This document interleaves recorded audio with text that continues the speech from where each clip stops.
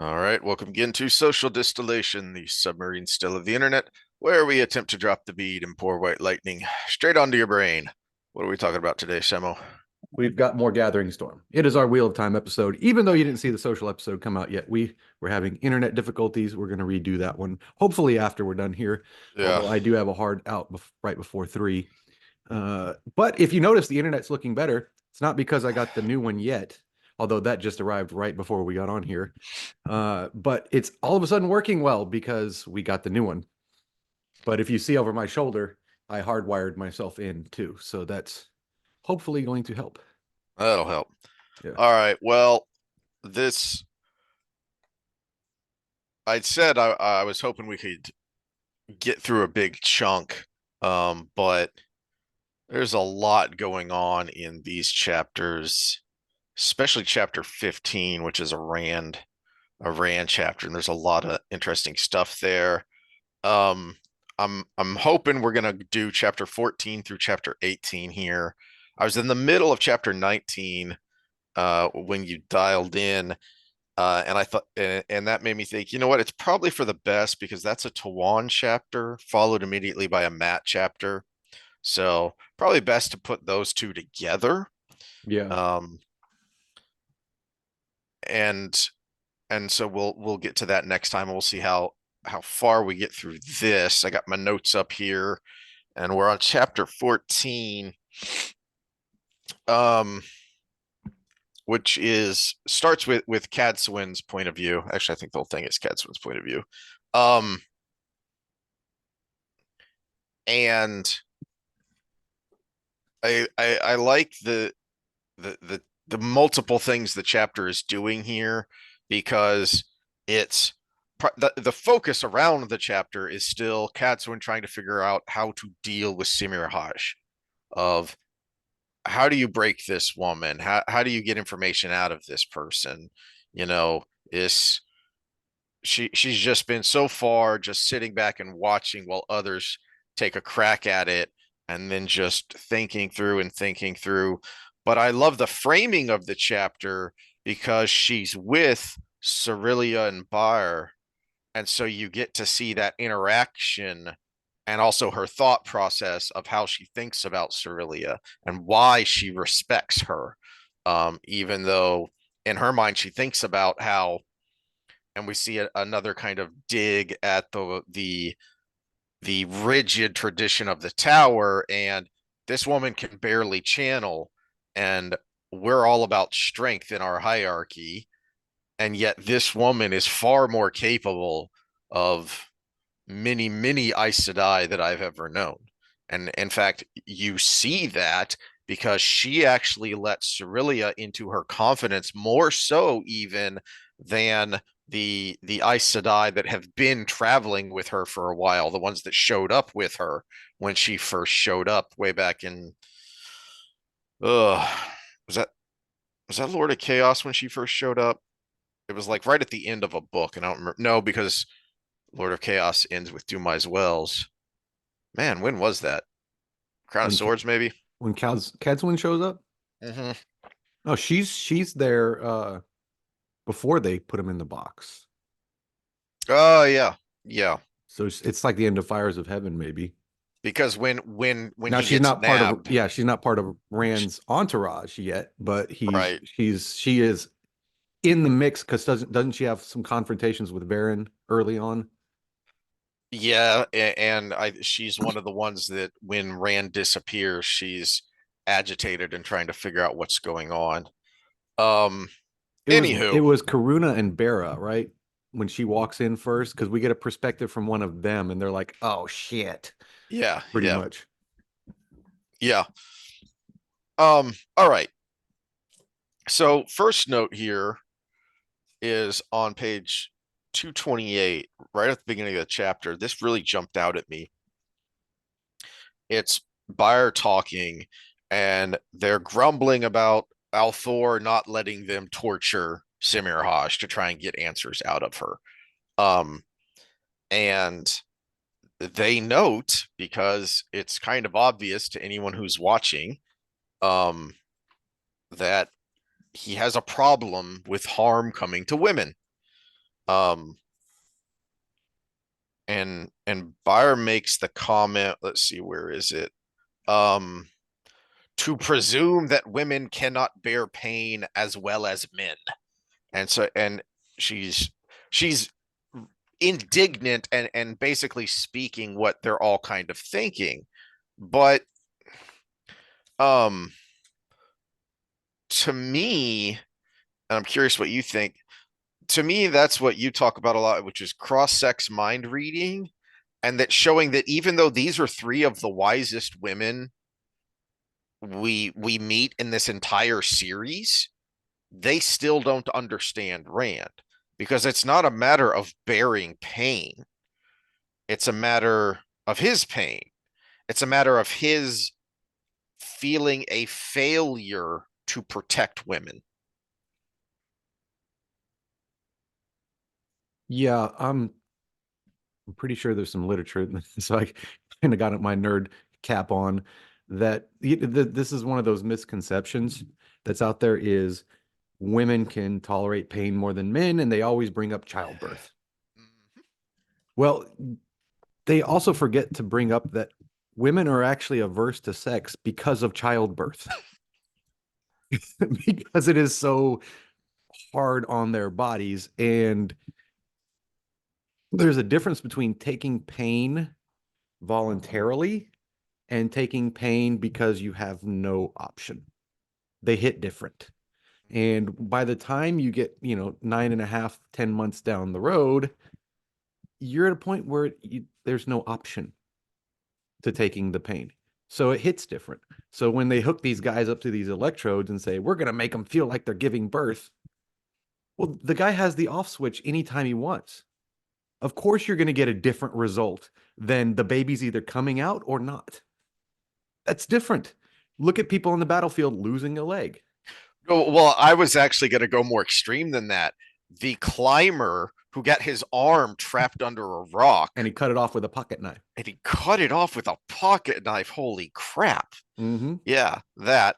And also, it's interesting that you bring up childbirth, because that was also one of the scenes that we saw earlier that jumped into my mind, that Brand knows that women can bear pain because of that example. Remember when Min first reads I found it, by the way. Melindra?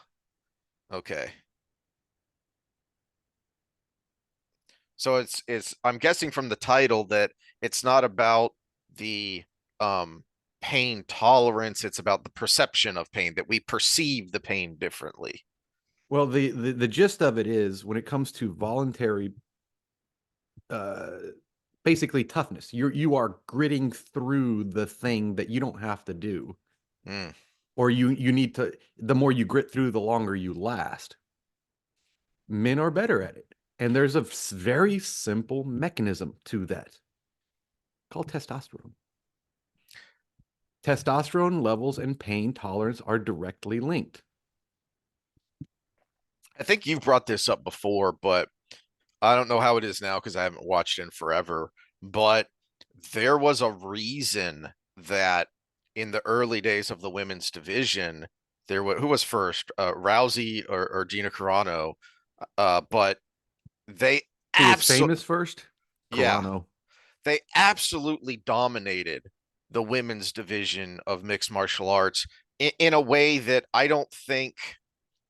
I mean, there might be a few examples of men at their prime, but the men's division was much more competitive, that you would have someone like an Anderson Silva who for a while seemed unbeatable, but then he was beaten. So that reign of invincibility didn't last very long. And it's very simply because there just isn't the amount of competition for Carano and Rousey, because there are just fewer women who are interested in doing Yeah, I was this. going to say there's a selection bias there because There's a the huge the selection more bias. popular it is, there's only so many spaces at the top level. So you're going to get it sounds counterintuitive. The more popular it is, you'd think you'd have a bigger talent pool, the talent range. But the problem is the top 10% make it or so. That in a when the talent pool is greater, that top 10% is elite. Mm-hmm. When there's 100 spaces and there's only 1,000, 1,000 competitors, you have a different result when there's 100 spaces and there's 100,000 competitors. It's why we separate out school sports divisions by the size of the school, because there's a bigger pool to pick from, so that you're going to have a higher number of elite athletes in a 5A school than a 1A school. Um, Well, yeah, look at popular sports like basketball in the United States. The difference between LeBron James and the worst college basketball player is 1% on the bell curve. It's like the third standard deviation away from average. But look at the difference in actual talent between that. So when that's a major sport. Now narrow it down to only there were 100 people that were interested in basketball. Interested doesn't mean good. So it could be me out there and I'd be like in the 70th percentile, but anybody in the lifetime league would school me any given day of the week. mhm, mhm. Anyway, the point I was making was that we've actually seen this before a while back, and I'm wondering uh if this scene was conscious in the writing of this scene here. This chapter was, remember when Min first sees the vision, when she first meets Melindra and says, "Oh, you're going to have uh you're pregnant," and they start talking about childbirth, and Rand like clears his throat because, hey, I'm still here, and they think it's because he's squeamish, and he's thinking about, if only they could have seen me the time I had to help dad Tam and Matt's father. I'm brain farting on his name. Uh Abel, Abel the not full drunk. yes.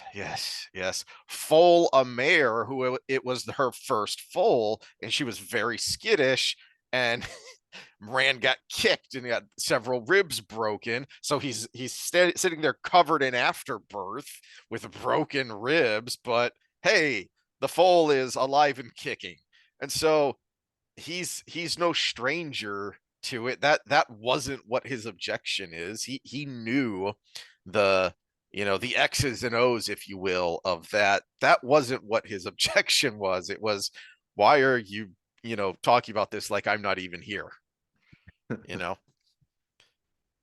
um anyway, moving along to Simirhaj, who, so next page, on page 229, when um Cerelia wants to talk to her, says, I would like to speak to her.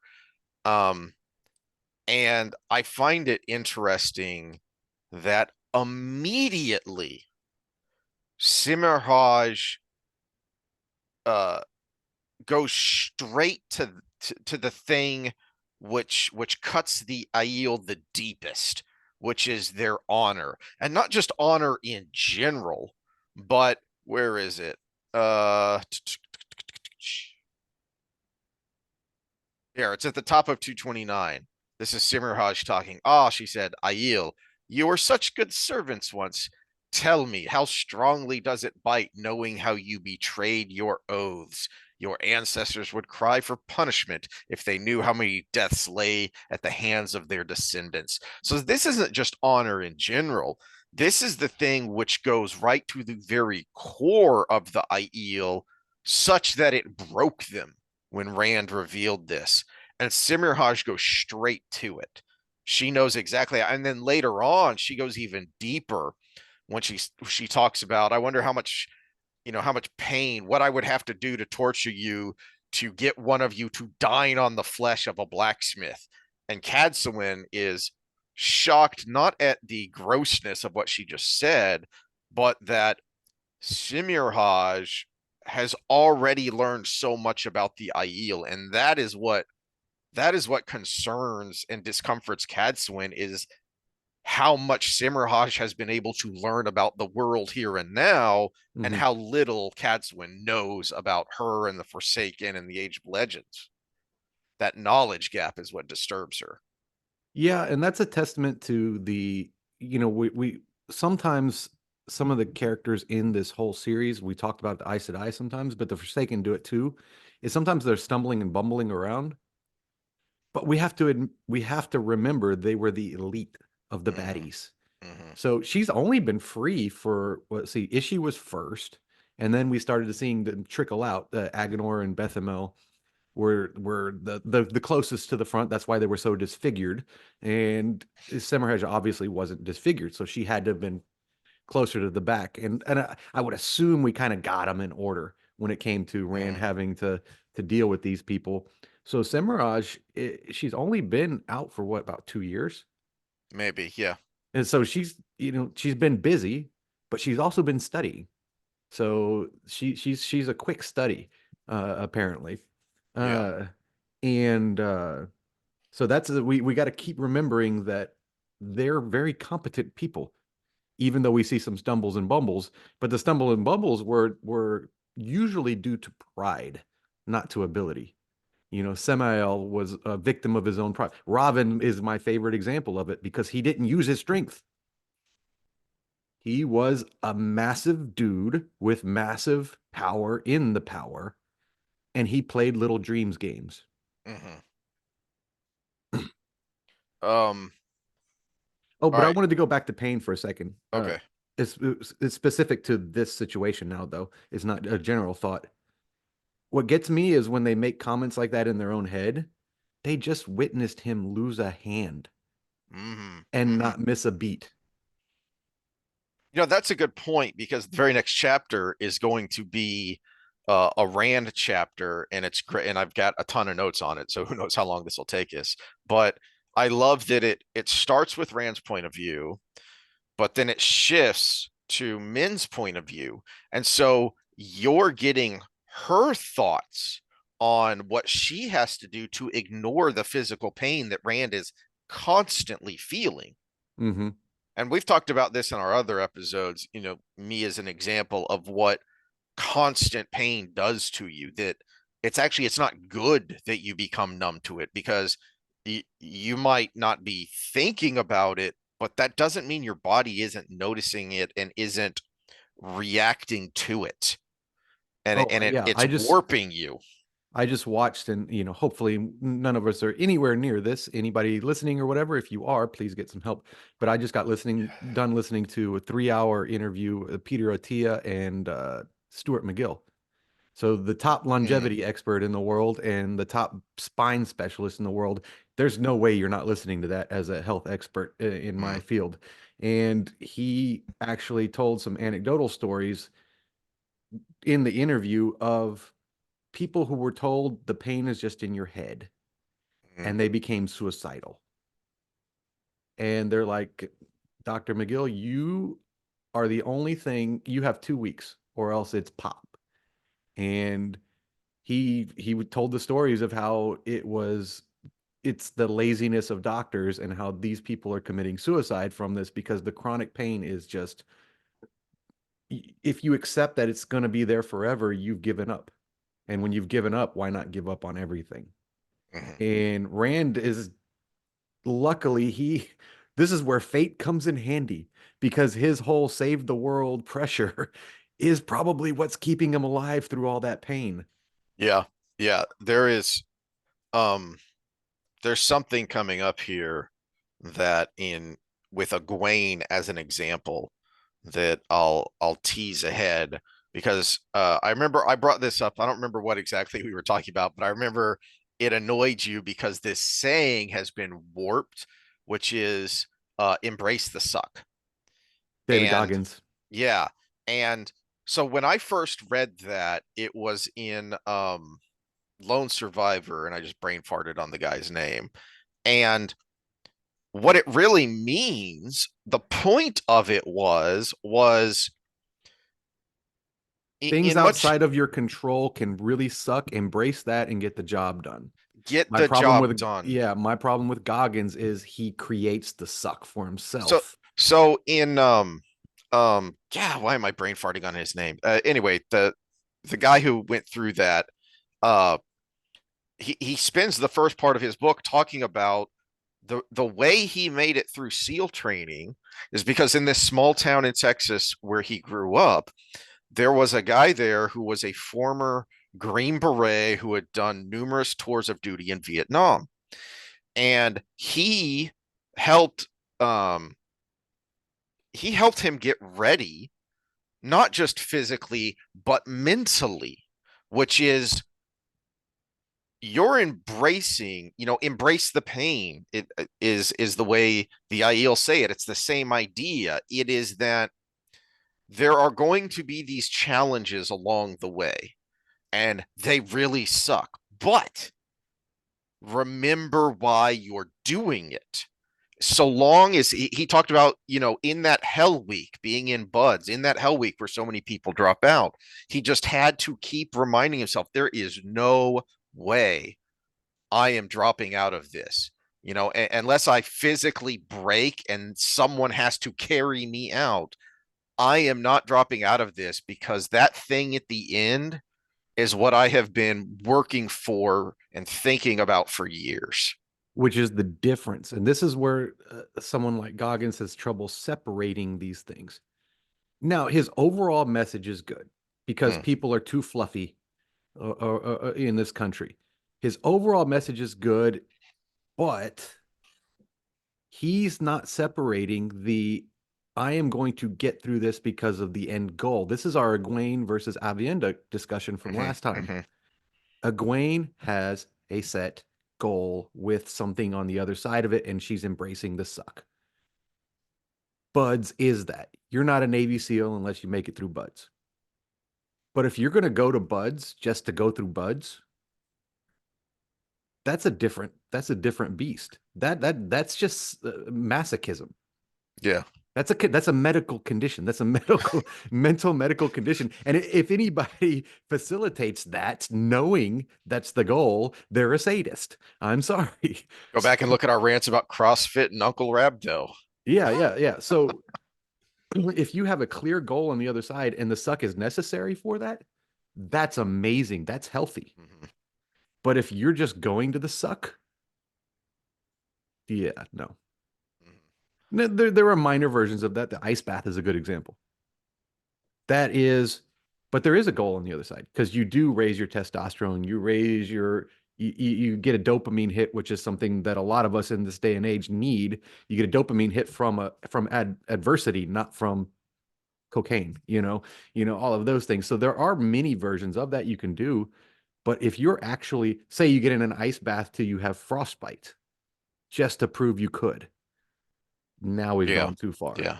Yeah. As an aside, just because I think this is very interesting, and I was just talking about this with my dad over the weekend, is I've referenced this guy before, the Sean Ryan show, and I think it's interesting that for the longest time, you never heard Delta guys talk. They would never even admit that they were in Delta.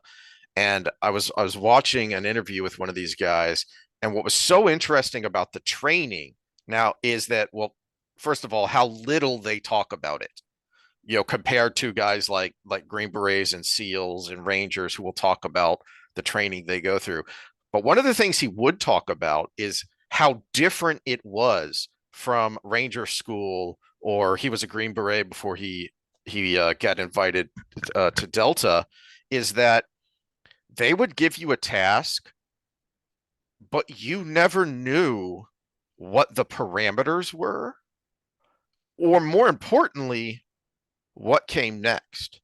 Because, like, I remember talking to my Uncle John years ago about Ranger School, and they would know, okay, you have to navigate your platoon from here to there, and you have to do this thing along the way, and you have 1 hour to do it. And then we're going to go do this. Go get it done, because after this, we got to go do that. This guy said in Delta, they wouldn't tell you. They tell you, you got to go do this thing, and they wouldn't tell you how long you have to do it. They also wouldn't tell you what was coming next.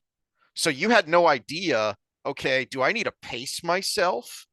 Because after this, I'm going to have to go on a 10-mile ruck. I don't know. And I found that interesting, that is what separates those guys from already the people who are the elite of the elite. And then, the SEALs and Marsoc and those guys, they look up at the Delta guys and say, "Oh, damn." And to me, that was one of the keys of why that is that they're able to get through that. Yeah, that future knowledge causes a little bit of laziness. My uncle was a Green Beret, and he'd tell stories about how they drop him in, Panama or Colombia or whatever, and they're like, "Okay, you've got 2 weeks to get to this point, and then we'll pick you up. You got nothing but your belt knife and your gear." And it was just their jungle training or whatever. And he said, we'd get to the pickup point in like 2 days. So we'd use our belt knife to make spears, and we'd go boar hunting the whole time. And then he told the story of, he said, one time I climbed too high in the tree, so the boar looked little. And I was almost to him when I realized how big he was, and I stuck him and I missed his heart because I was surprised. And he drug me 3 miles through the hurry up vines and the hurry up hills and wait a minute vines. Normal person would say, "Why didn't you let go?" Well, that's why he wasn't a normal person. He was not a normal person. This is why I don't get in random fights in bars, Mm. because Uncle Joe looks like the guy you could kick his ass. Uncle Joe could kill you by looking at you. Okay. He looked Um. like a little bit. He looked like a skinny George Costanza. That's what he looked like. Uh. Oh man. Um. No, this Where is was I? we need to get to the Rand chapter because you said you're going to spend a lot of time there. But Yeah. this is actually one of the better portions of the later books. Is this punishment of Simmeraj, the reversal Mm-hmm. of roles and how she's playing them against, because she really is, the wise ones kind of get her a little bit by doing the, oh, she's human thing. When she's, then this is where I talked about pride is usually what Yes. kills these Forsaken.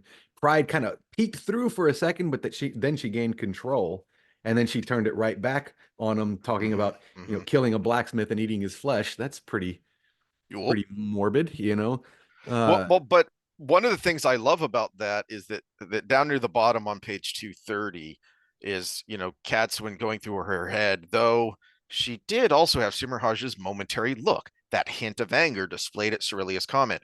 I love that she didn't get it immediately. This isn't like the montage at the opening of the movie Maverick where he's, noticing everybody's tells and it's quick, it's a movie. It's no, this is more real life. She's got to think it through. Okay, I saw something, but what exactly was that and how do I use it? I like that she didn't get it immediately.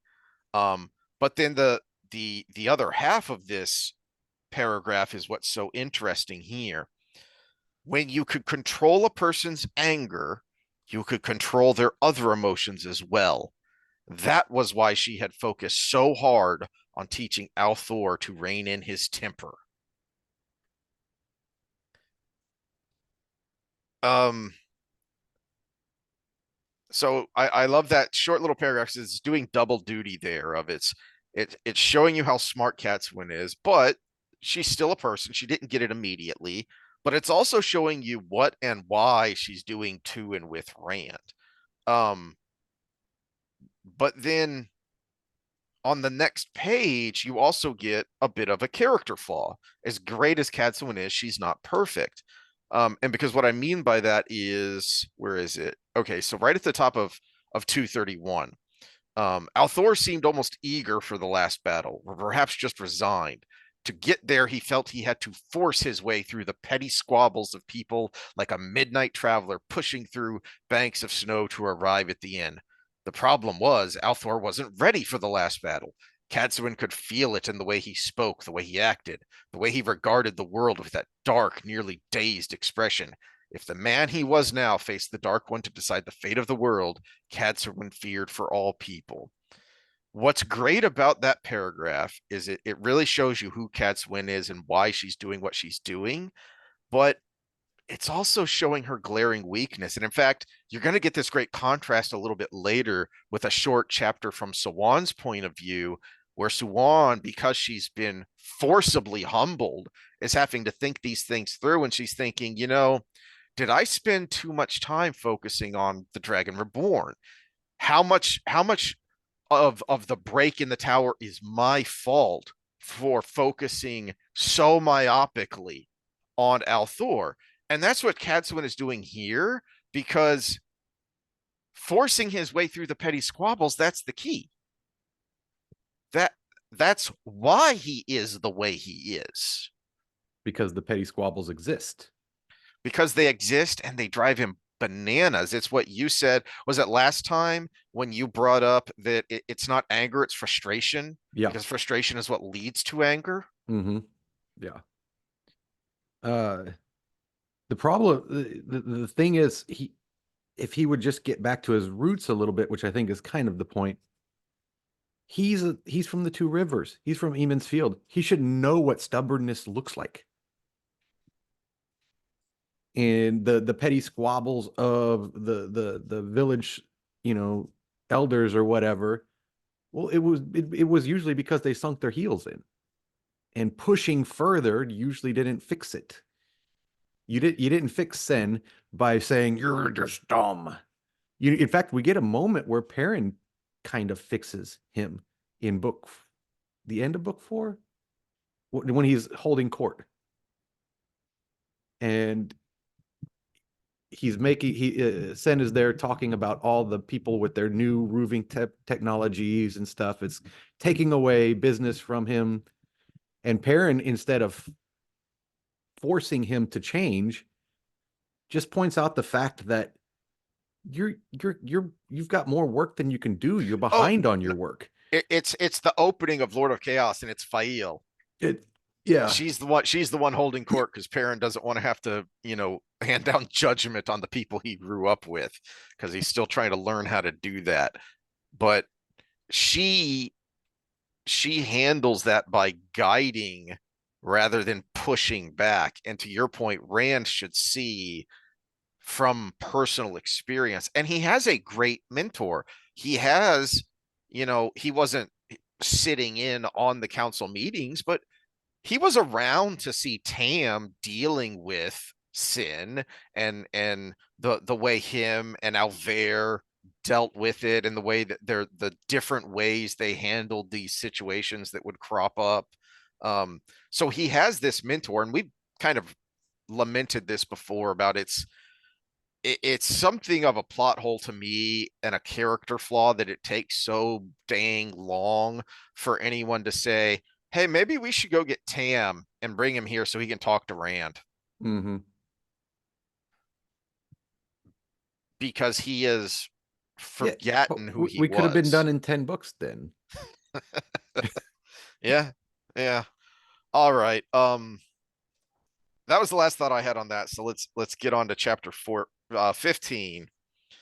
So I there's need a I need the Cadsuane Simmerage thing to resolve, because I've got the meme for that episode. we're getting there. That's chapter 17.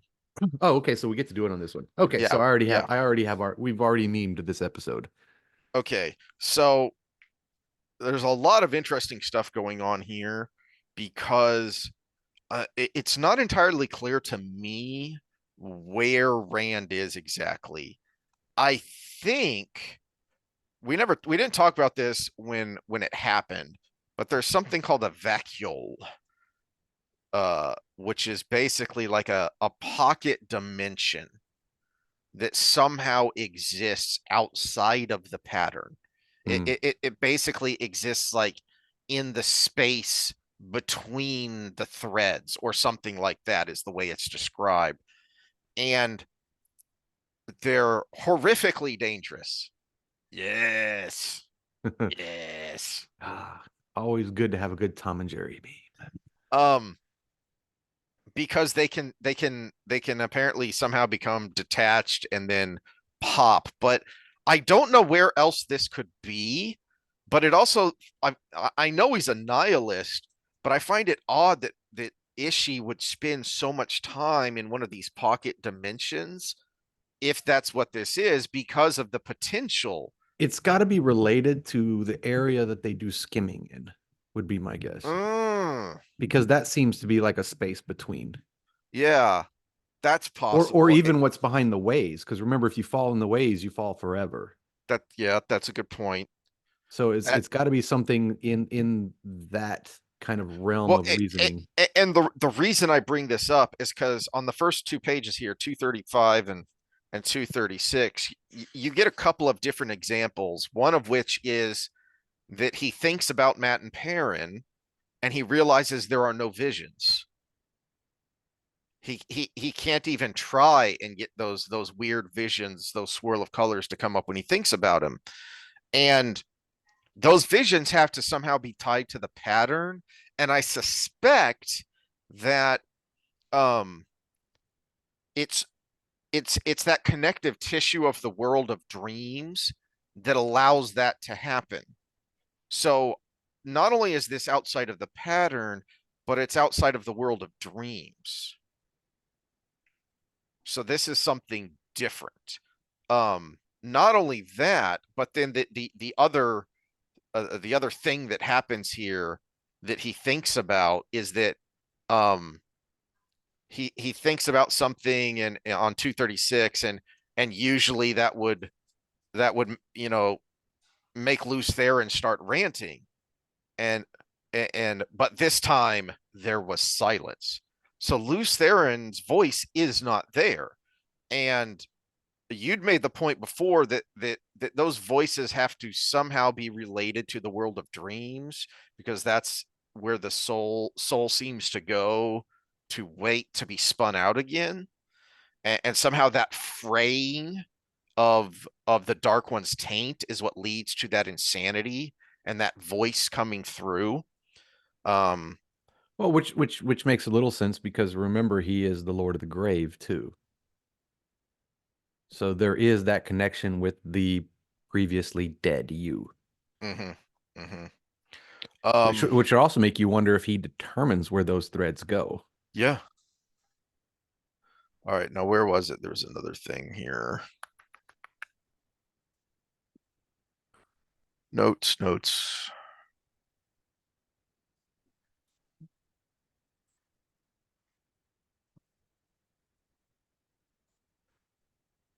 Okay. There's also just a thing I wanted to point out here and put a pin in is at the very top of 236. At times during those visions, um, not the visions of Perrin and Matt, but the visions of seeing Morden's face, Rand had felt almost as if he could reach out and touch this man.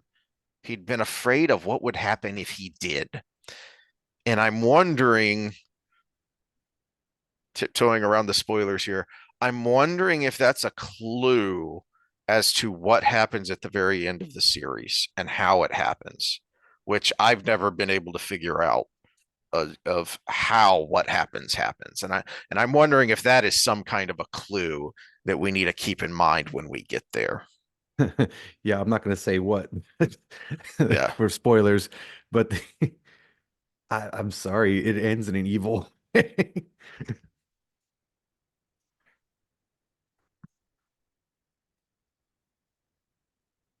And there's also this interesting bit from Moradin here. Um uh and I'm wondering exactly what all this is connected to. Is uh Rand said angrily, "You are dead, and this is just a dream." Just a dream, Warden said, chuckling, blah blah blah. Why do you always whine that way? Just a dream. Do you not know that many dreams are more truthful than the waking world? Is Shamael the philosopher giving us, the reader, a clue as to just how important the world of dreams is, to the very nature of this world? Oh yeah, I guarantee it. Because we would look at a great example. We already know this is not a spoiler that the wolf is not truly dead until it dies in the dream. Mm-hmm. And if you die in the dream, even if you're accidentally in the world of dream, you're dead. So there's another thing here that I find really weird and interesting about this whole section. Like this is by far what I have the most notes on, is this chapter here. And so next page, down near the bottom of 237, the great Lord can grant you sanity, you know, Morden said. Your last gift of sanity brought me no comfort, Rand said, surprising himself with the words. That had been Lews Therin's memory, not his own. Yet Lews Therin was gone from his mind. Oddly, Rand felt more stable somehow here in this place where all else appeared fluid. The pieces of himself fit together better. Not perfectly, of course, but better than they had in recent memory. What is it about wherever the heck they are that is creating that union between who he was and who he is? Well, maybe it's the time that who he was has already spent in his brain. He's already rewired physically Mm, from the mental the memories being forced there by the taint. His brain, there's no going back now. but There's no wherever here is, that dissonance well that isn't there, that creates the conflict in the mind. to me this is actually you talked about Morden giving us insight. This is a section right after that where Morden doesn't know. Mm, Because if you're here where the taint isn't, where the voices aren't, where pretty much it looks like even the Dark One or the Creator aren't in this place, and you're physically there, it doesn't matter what the Great Lord does. It's already part of you. You would have to reverse you. You would have to have an intervening voice that like Rand's original voice, bringing him back for a while mm, to do that. And I think I don't think this is an accident. I think his thoughts on this is, wait a minute, this is part of me now. What are you talking about? I yeah. already cleansed the taint. You can't take away this thing that's part of me now. It's not a voice in my head here. Mhm.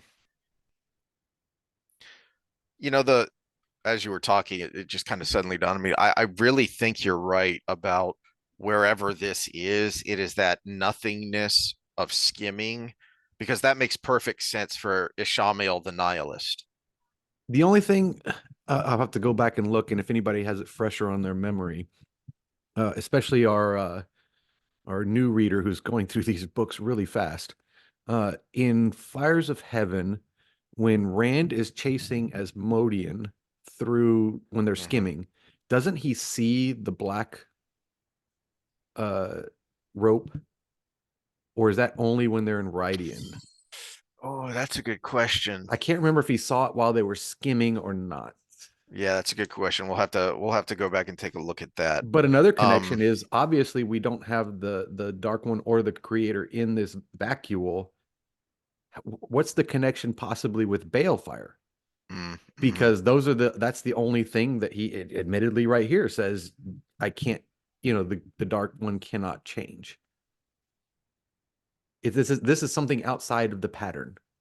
The closest thing in real life we could probably think of is probably like a black hole where God divides by zero, right? Yeah.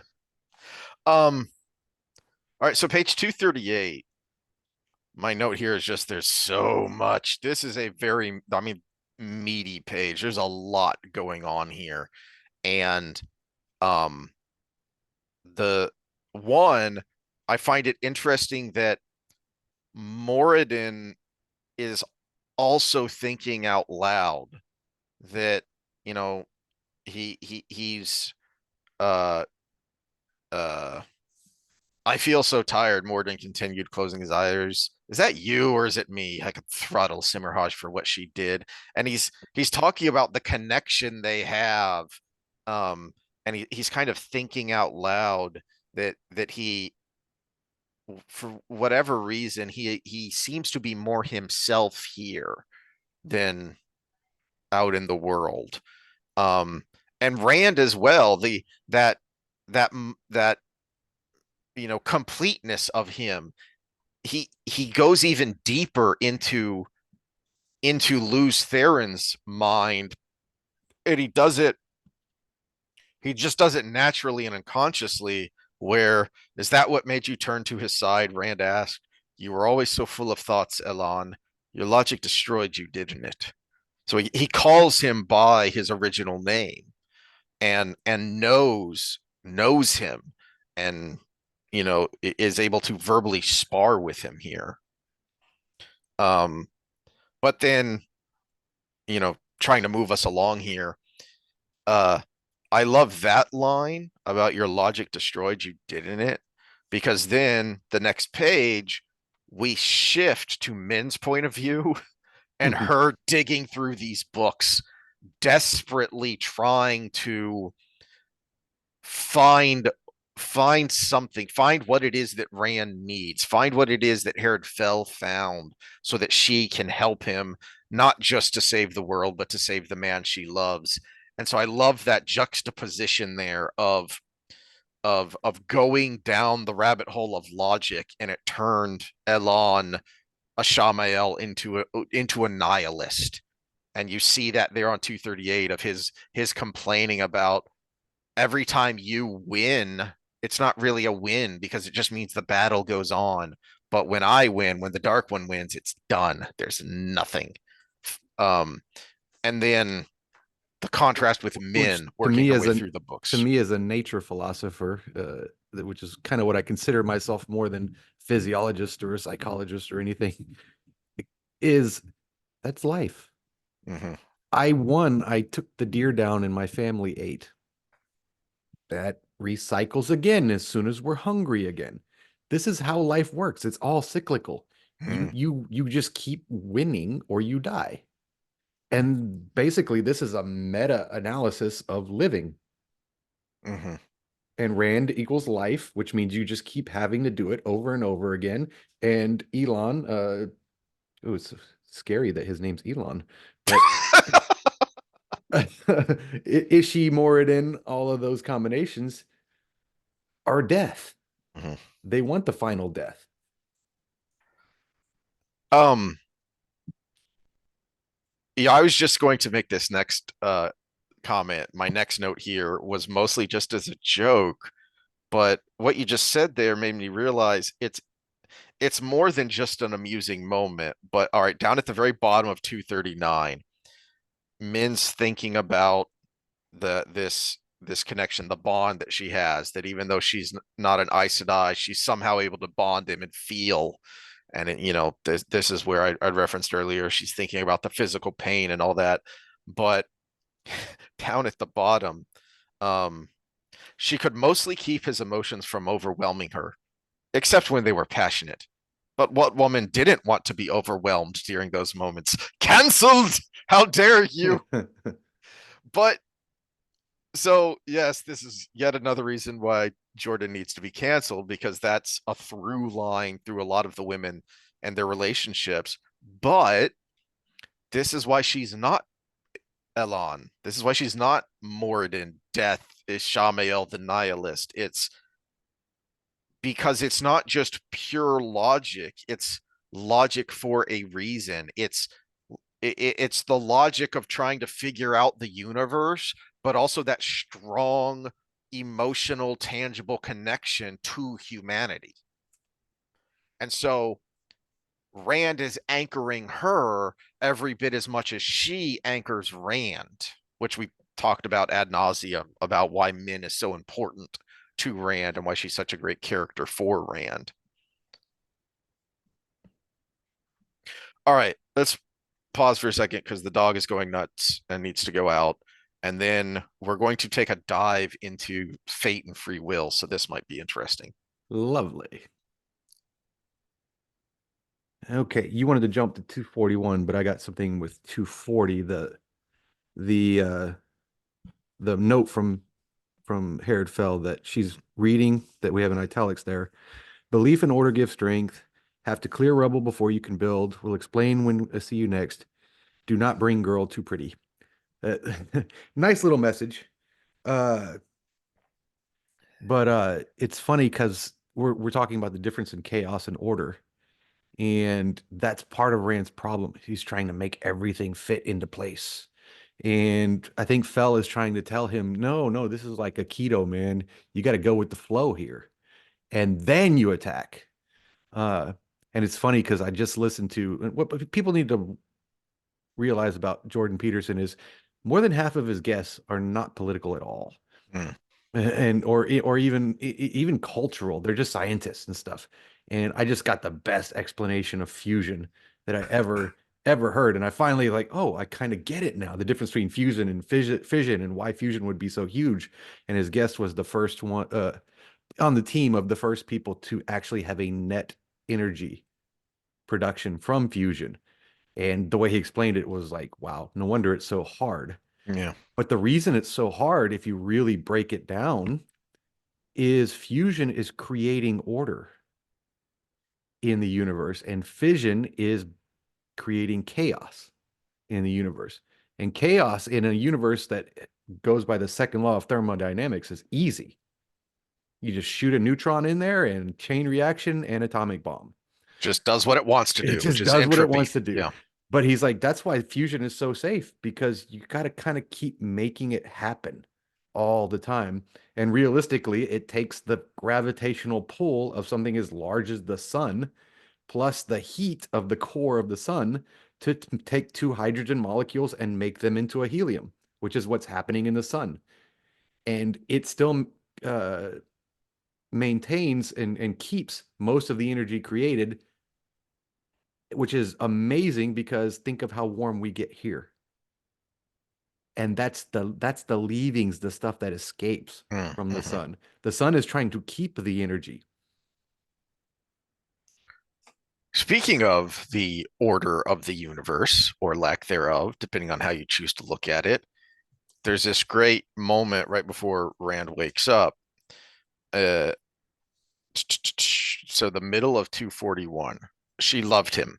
She hadn't chosen to do so, but her heart, or the pattern, or the creator, or whatever was in charge of these things, had made the decision for her.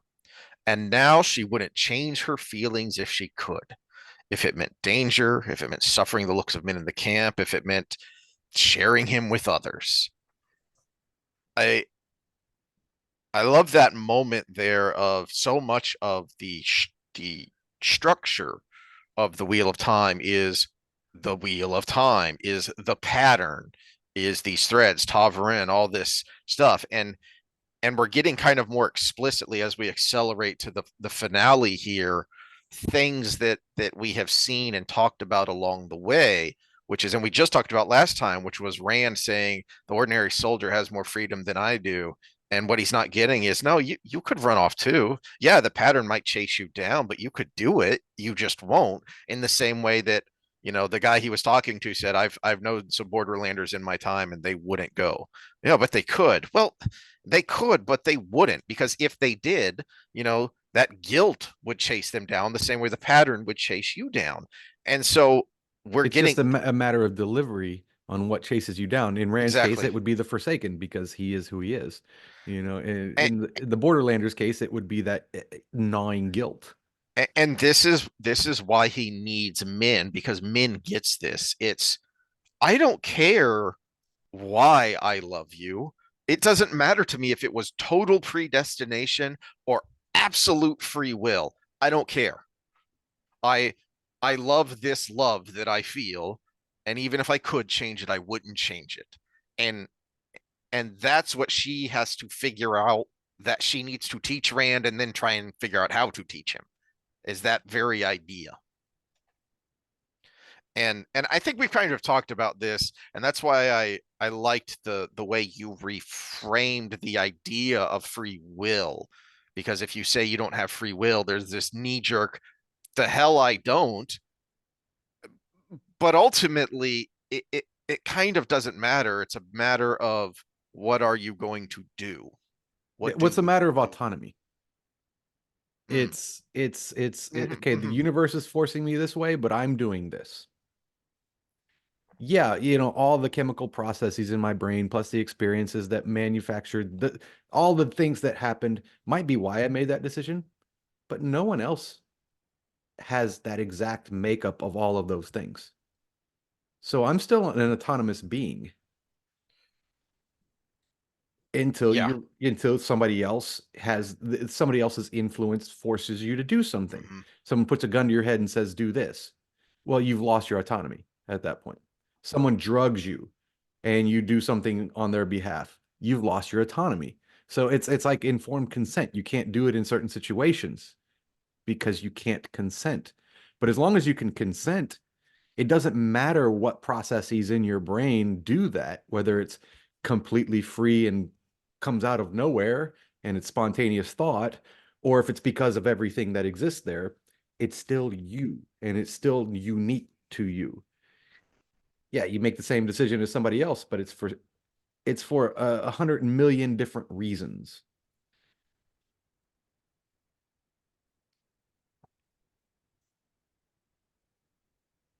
Speaking of reasons, the next page, now that Rand is awake and they're talking, and my first thought on this page here in general was, you know, go now that it's finally up, go watch our episode talking about the song, uh, watching the video and reacting to what it means to be a man. Yeah, yeah. And this is right in line. I mean, this is draw a line back to where we started of Buyer saying to presume that women cannot bear pain as well. You're not getting it. That's not why he's doing it, right? That's not why it hurts him so much when women feel pain. And um so Rand, you have to talk to someone. You can't keep it all inside. I have to be strong. She tugged on his arm, turning him toward her. Keeping me away means you're strong. I'm not. Yes, you are. There are things going on in there behind those IEL eyes of yours, Rand. Do you think I will stop loving you because of what you hear? You'll be frightened. It's not. No, that's not what he thinks. Again, the cross-sex mind reading of, you know, oh, you must think that I'll think. No, that's not what he's thinking. It's not a matter of, oh, you'll stop loving me if you know just exactly what goes on in this bonkers head of mine. It's the meme of the girl laying down in the bed saying, I'll bet he's thinking about, and the guy is just something totally random, you know.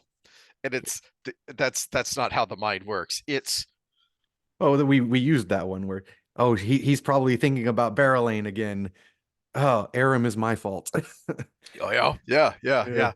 What I brought up this example a long time ago.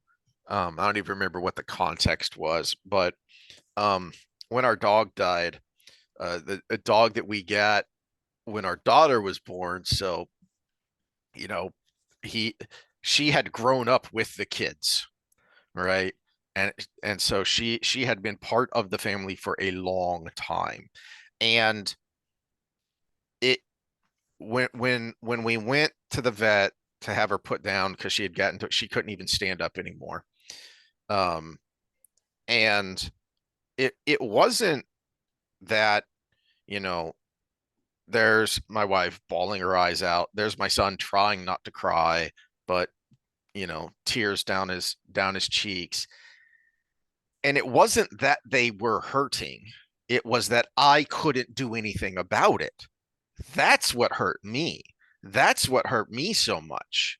Yeah, I, I've been taking care of this dog. This has been part of our family for, over a decade, and I'm hurting too. And I don't like that they're hurting. But really, when you boil it down, what hurts the most for me, for a man, is they're hurting. I know they're hurting. I know they're going to hurt. I know that in some ways it's right that they hurt because that's just a natural Yeah. feeling in a If moment if like they didn't this. hurt, you'd be looking at them sideways, you know. Yeah. Exactly. But it still cuts you deep as a man that I can't really do anything about this. What do I do to fix this? I want to fix and I can't. Yeah, you can't bring dog back. Mm-hmm. Yeah. Mm-hmm.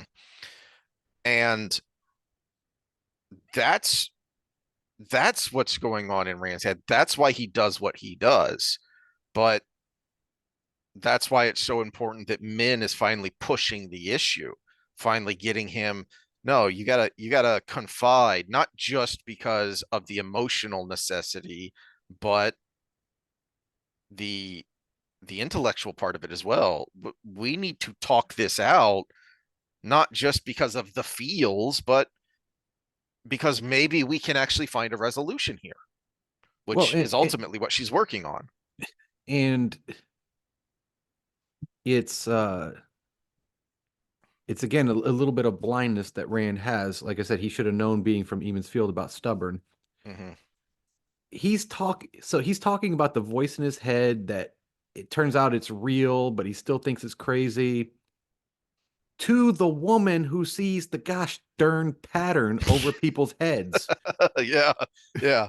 Well, but no, there's a great point in that because one of my notes here is one of the things he's so worried about saying is how crazy the crazy voice in his head is. And he confides in her something that he hasn't told anyone yet, which is that I'm scared to grab the Sidon because sometimes he grabs it. And Min thinks, what did that mean? That he let the mad part of his brain take control? She gets it more than others. And she gets it more than him, in fact, because I think it's key there that she thinks the mad part of his brain. It's still him. He's him. Mm-hmm. But Rand jumps to being hard instead of strong and is immediately contradicting himself and her. And no, it's not like that. It's like this. Yeah, which is funny because the mad being insane, not mad as an angry, part of Rand's brain is his insistence on this steely demeanor. Mm-hmm. That's actually where the madness is. The madness isn't Luz Theron. And so, uh, uh, t- t- t- t- so down at the bottom, sometimes he tries to see sight in from me, and sometimes he succeed. He's wild, Min, insane, but the things he can do with the power are amazing.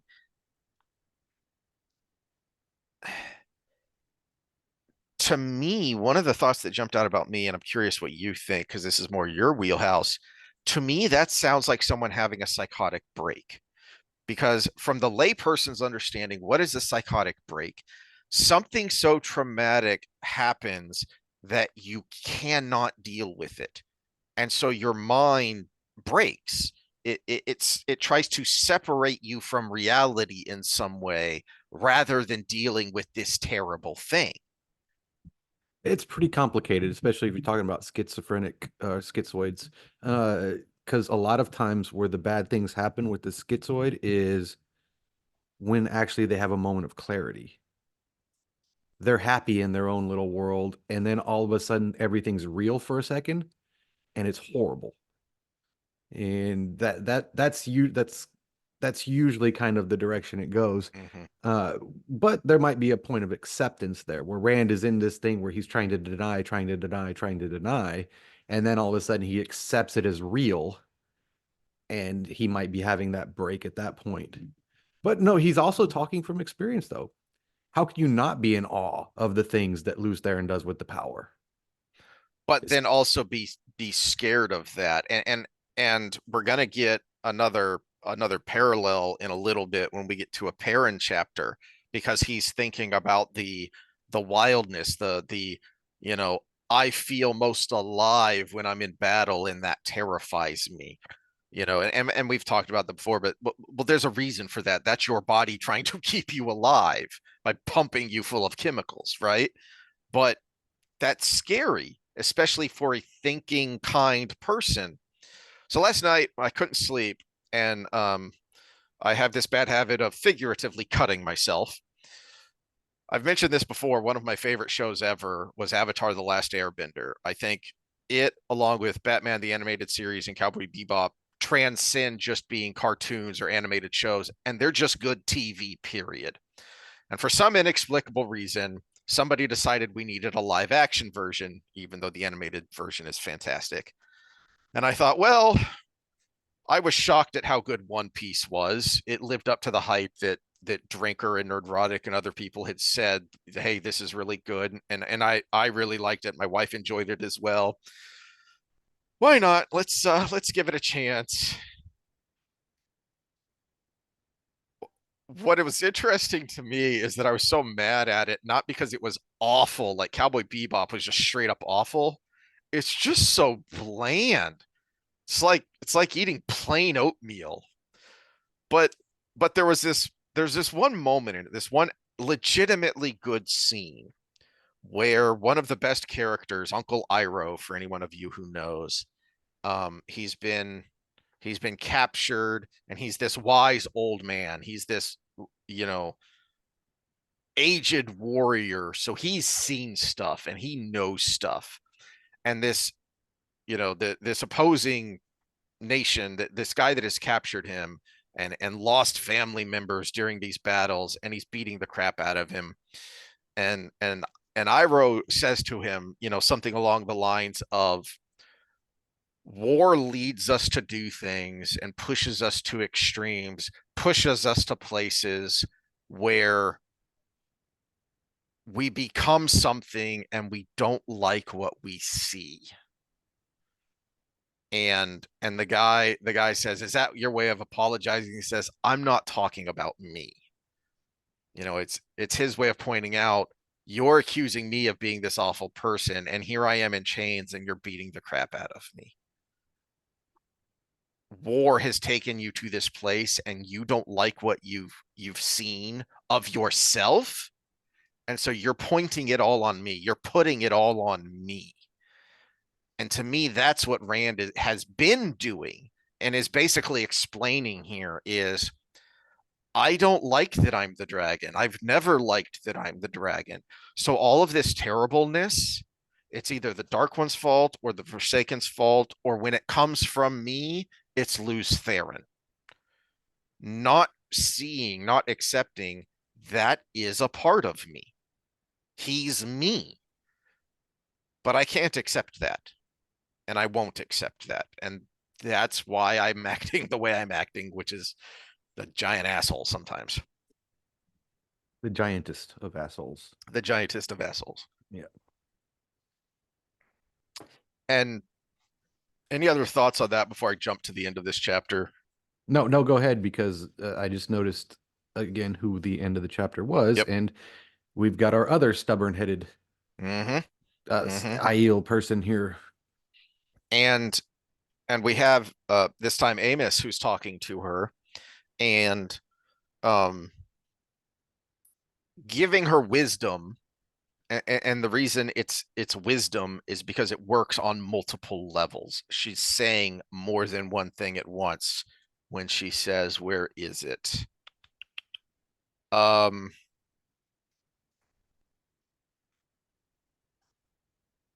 Please, wise one, I only do as duty demands, it's Aviendha saying. Yes, you do, Amos said.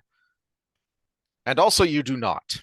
Sometimes, Aviendha, we are so concerned with the things we have done that we do not stop to consider the things we have not.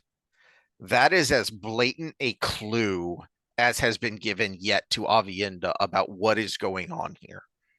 She is so obsessed with seeing it. It's another way of saying the forest for the trees. Is and I've mentioned before, throughout numerous cultures and schools of philosophical thought, one of the connecting threads between so many of them is that true wisdom is knowing what you don't know, or knowing that you don't know, that you can't know, that there is always more out there to learn. It's interesting that you brought up the physics discussion, because I got bored with all my political stuff, so I started scrolling through to see what's been on modern wisdom lately. Oh, Eric Weinstein. I like listening to him talk. Don't spoil too much. I haven't listened to that one yet. Well, he's talking. They talk a fair bit about physics because he's a mathematician and a physicist, and the field and what has been going on and whatnot. But Weinstein makes the point that, look, I firmly believe in my thesis, but I have to be open to the fact that I could be wrong. I've done the math. I've put this out there. It has yet to be debunked, but that doesn't mean it won't be down the road. That doesn't mean there isn't some variable or some aspect of this I haven't thought about yet. I have to be open about that. And he was contrasting that with a clip that he played of somebody else stubbornly saying, well, there isn't. This is the way. This is the way. Well, not necessarily. And that's basically what Amos is telling Avienda here is you cannot be a wise one if you don't have wisdom, and wisdom is being able to not just see the thing in front of you. You've got to be able to step back and think, what is it that I'm not seeing? What is it that I'm not thinking about? And it's so simple if you can get out of your own head. Mm-hmm. Same, well, but the same with Rand. It's so simple if you can get out of your own head. Yeah. Yeah. Um,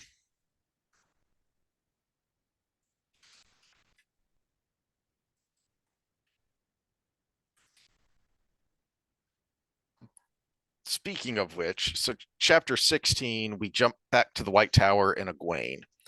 And um I found it interesting. I just want to make a quick note here at the top of 253, where Egwene is being quizzed by these three white sisters, one of them a sitter, and they're basically testing her logic of her ability to think through, as well as, all right, you've been putting yourself out there as, you haven't renounced the fact that you're the Amarillan. Well, let's see how smart you really are. What would you have done with Rand? Since we know you've been criticizing Elida, what would you have done? And she's talking about Rand, and it just jumped out at me that, oh, hey, Sam said that, which is that she's thinking about Rand's temper, and she's talking about it a little bit too, and she has this thought of, it must have been there all along. He can't possibly be that different. It's just that nothing in the two rivers ever pissed him off.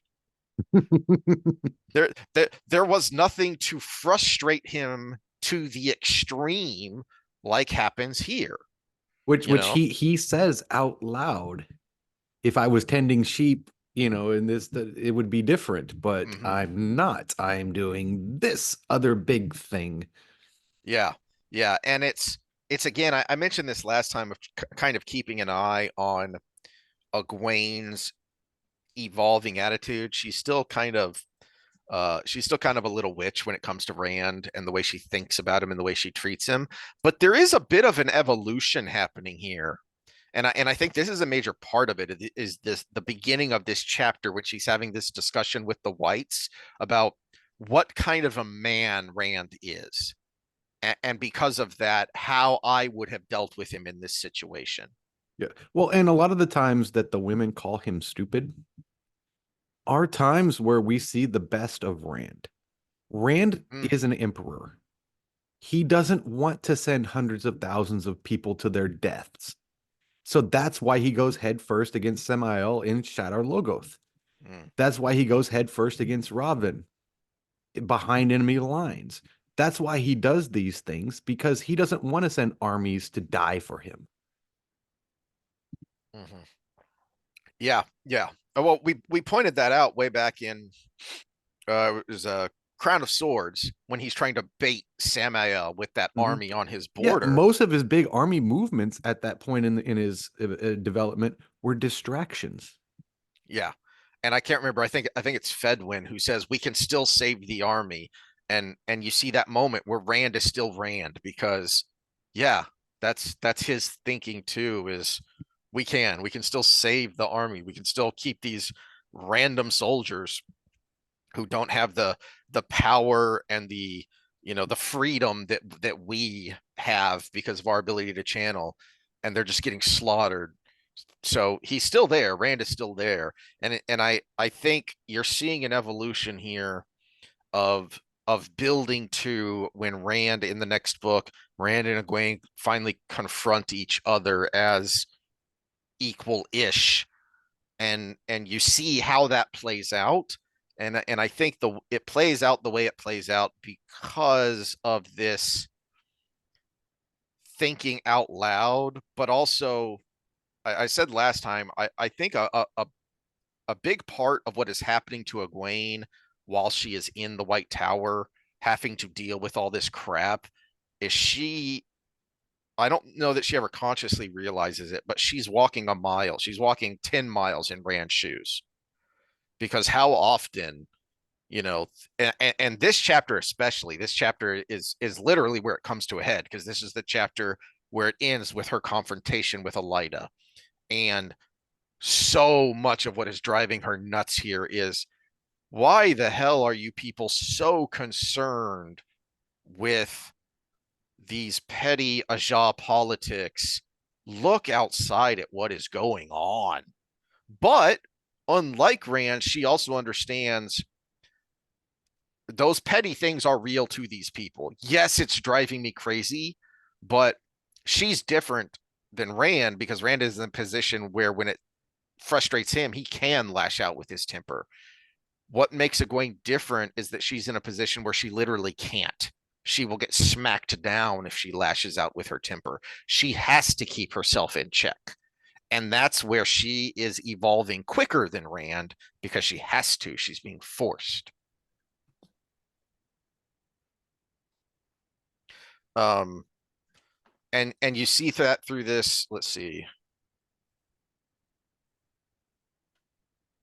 So yeah, 255 is where this long conversation with these whites kind of culminates. And you see here, because one of them tells her, well, if you're so concerned about the unity of the tower, why don't you just renounce the fact that you're the Amarillan, and let's get the tower unified? And you see uh, a good example here of how nimble her mind is, her ability to verbally spar and debate with these much older women, and whites no less, who have dedicated themselves to logic.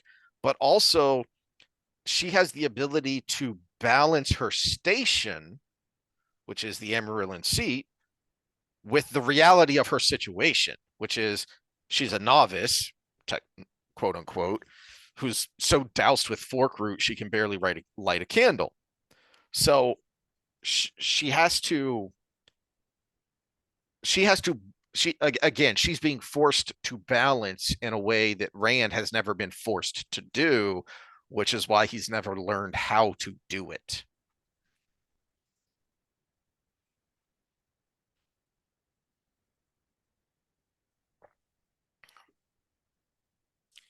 Any thoughts on that before I jump to the next note here?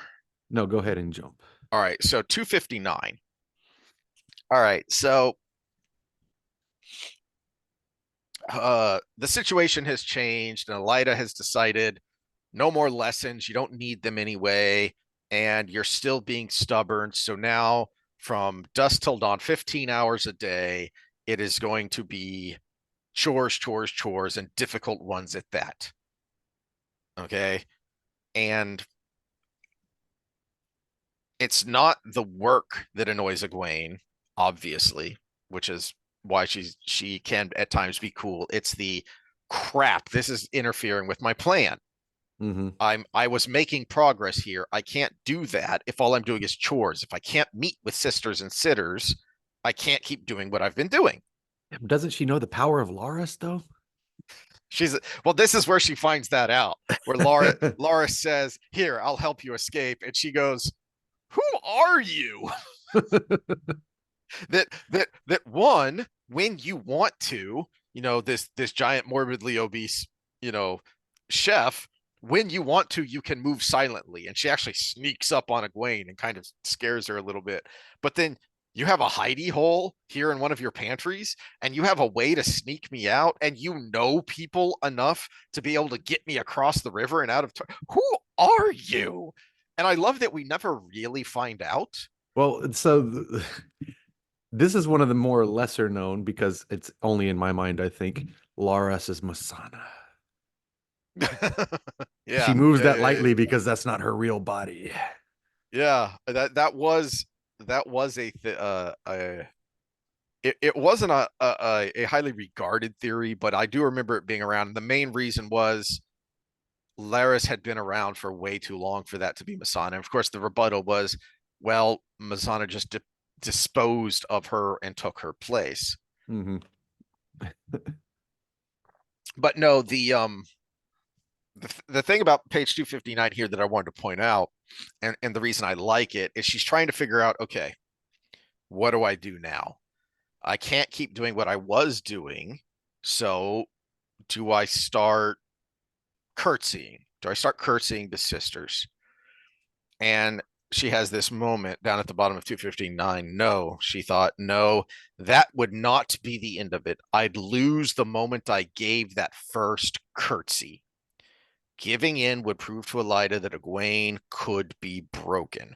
Curtsying would begin a descent into destruction. And the reason I like it and the reason it jumped out at me is she's she's living exactly what she said to those white sisters, which is all of this began with small steps. We are now in this inconceivable situation where the tower is broken. There are rebels besieging Tarvalon. Within the tower, y'all all go around wearing dresses of your jaw and wearing your shawls and in groups because you're afraid to be alone. If you just took 1 second to step back and look at it, it is utterly inconceivable that the White Tower of all places could descend into this madness. But in her discussion with them, she lays out it's because y'all kept making decisions that were bad, but seemed small at the time. But they kept going and going and going and going. This is why I often refer to the book that I think everyone should have and everyone should read, especially in these undoubted end times. World War III is right around the corner. Defying Hitler, because it actually starts in World War I. It starts with this guy when he was a kid in school, and he takes you through the 20s and the 30s, and he's writing this in, I want to say, like 1940, 1941, while he's living in exile in England, and he's pointing out this didn't happen overnight. Here is how it happened. Okay, these are the steps that allowed this to happen. I think I referenced last time, or maybe it was the last episode that didn't come out right, is that um, Neil Ferguson, the great historian, who writes a lot and has studied a lot of the rise of the Third Reich, and he said, I can't remember, this may have been Trigonometry, that I was listening to several weeks ago, that he always encouraged his students to go find a full speech, because usually all you ever see are clips of the end of one of the Bavarian corporal speeches where he's just, gesturing wildly and speaking like a lunatic, and he looks like a lunatic. And Ferguson's point was, no, no, you need to watch the entire thing because he's building to that crescendo. You need to see how a demagogue can whip a crowd into a frenzy, so that if you just looked at the very end of the speech, you would say, that guy's nuts. Yeah. But if you were in the crowd, you would be pulled along. And you need to know that if you want to make sure you aren't that person. And that's basically what is happening here, is that Egwene laid that out for the sitters, and she has the wherewithal to recognize that within herself of, oh, wait a minute. If I do this, I'm going to do exactly what I told these people they did and did wrong. I cannot start down that slippery slope or it won't end. Um, and then we jump to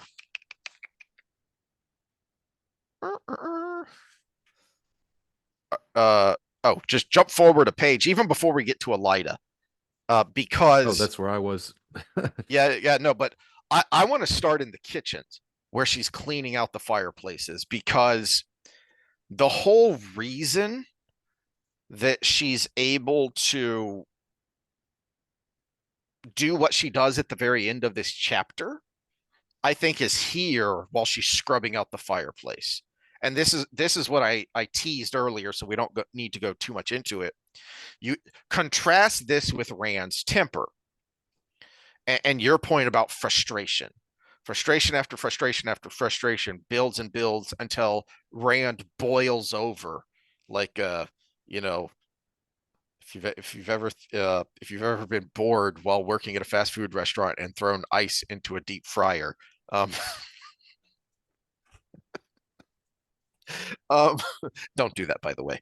Uh, but that's what happens with Rand and those frustrations. And you see here in her mind as she's going through all of the awfulness, all of the crap, all of the, oh, I can't believe I have to do this.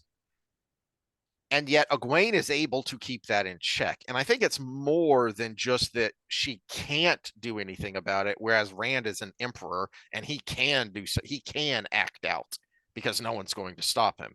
I think it's more than that. It's what I said earlier about she, this is why I spent time when she first in and I think it was done so well because this was the last fully written book, fully written scene by Jordan himself in Knife of Dreams, where she finally realizes, oh, I only kind of knew what the Aiel meant about embracing the pain. Now I really get it.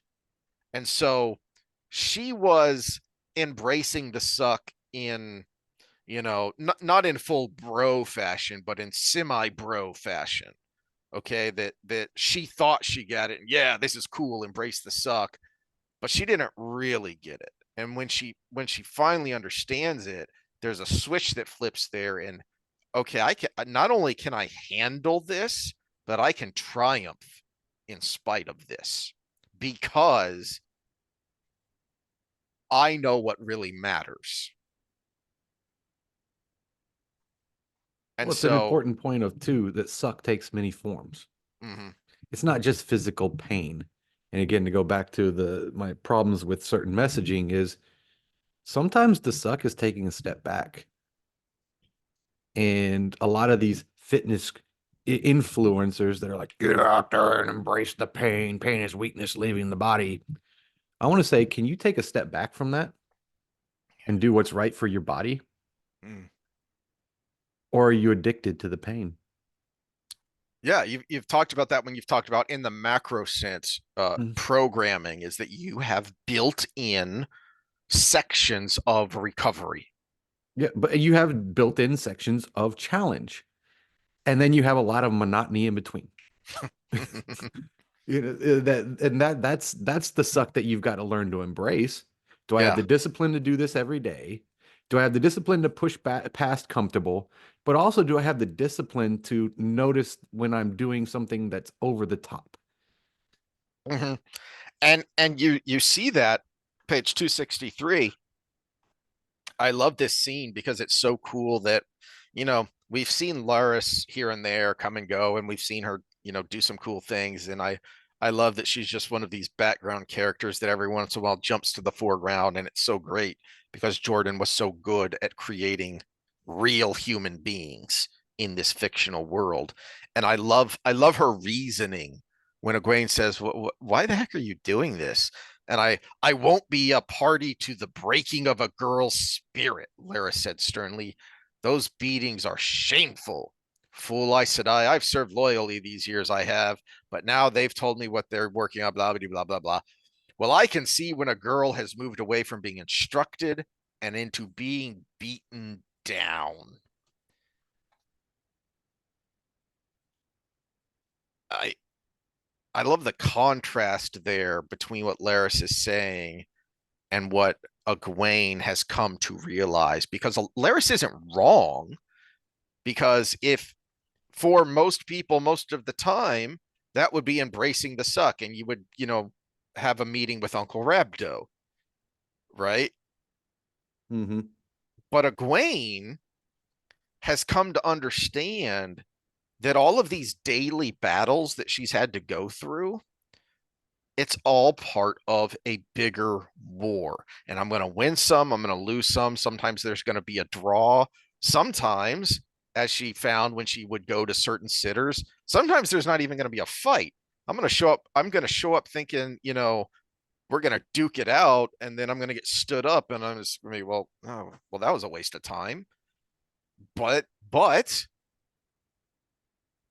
this is a worthy war. So the individual battles don't matter as much as continually progressing towards the goal of winning the war. back to your buds analysis or your buds analogy, excuse me. Uh, yeah, you get in the freezing cold water and you embrace the free the cold, and you hold the sit up and you do all of these things. But if you lost your foot in the process to frostbite, you're not going to be a very good Navy SEAL. Mm-hmm. And they understand that. The dropout rate is high, but the actual damage rate is quite low, which is very comforting if you're in buds. You'd probably Mm-hmm. be less likely to drop out to know, hey, there's professionals in charge. They're going to try to break me, but they're not trying to kill me. The thing that would kill me more is failing. All right, and then we get to the climax of the chapter, which is almost the climax of Egwene's storyline here, which is the finally there's the confrontation with Elida. Yeah, I think Scott agreed with us in a comment at some point that, okay, this part was good, but then it's kind of done after this.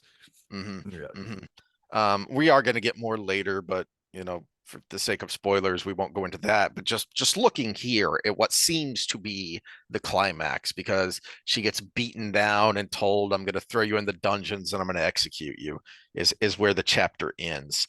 But I like that she did what the Black Ajah hunters couldn't do. She proved she wasn't black. She proved Elida wasn't black. that's a great point that I hadn't even thought of. Where she sets up basically this trap of, well, uh two two of the women in this room are part of the Black Ajah hunters, so I think they would believe me over her. So if I get her to lie, they're gonna know, and they're gonna go, "Oh shit." Mm-hmm. Okay. But even if she doesn't lie, I've got her trapped. I have checkmated her, because even if she's forced by the oaths to tell the truth that she considered adding a fourth oath, that is seriously going Yeah. to undermine her. Yeah, she's not a black, but she's a tyrant, or she's not a tyrant, she's a black, or both. Mm-hmm. Um, I like the setup. I like the whole setup here of, we have seen so much of how awful Elida is, and I think this is a great way of bringing it all together and showing not just that she's a tyrant, but why and how she's a tyrant.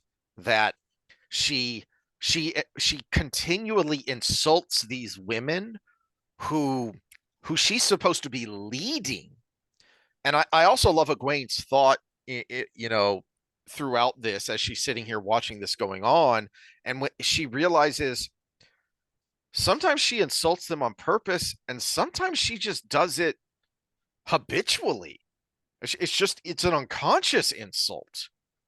That's how much of a tyrant she is. I also I find it telling and interesting what finally makes Elida absolutely lose control. That Egwene is able to stand up to her and force her to engage in this battle of wits, if you will. I love the moment where Elida finally lashes out and just goes bat crap crazy. And it's when, so on 272, first Egwene calls her a coward, which I love, and that really ticks off Elida. But then what pushes her over that puts her on the edge. What pushes her over the edge is, "I dare the truth, Elida," Egwene said quietly. "You are a coward and a tyrant. I'd name you a dark friend as well, but I suspect that the dark one would perhaps be embarrassed to associate with you." And that's when Elida finally snaps. Mm-hmm. And of course, everything has been building to this, not just for Elida, but for Egwene. If Egwene had not, and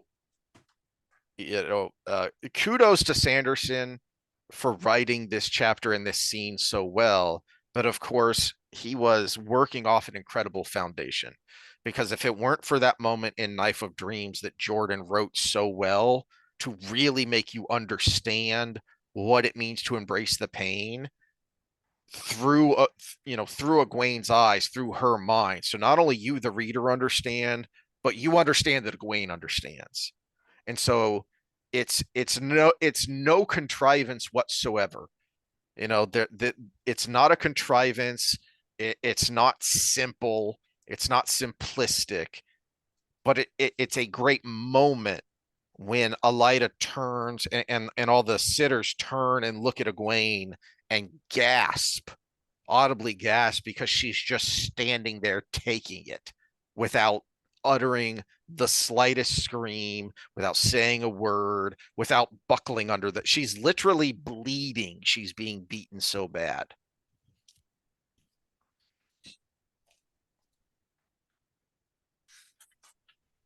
All right.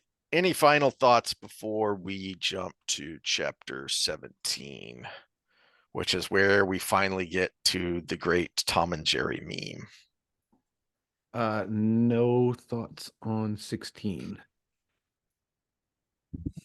All right. So since we have to speed along, I'm actually going to jump real quick to chapter 18 because it's a really short chapter, and uh there's only one real comment here, which is one of our big gripes about the show and why it didn't work is because it completely ignored or destroyed all of the mentor mentee relationships Hmm. in the series.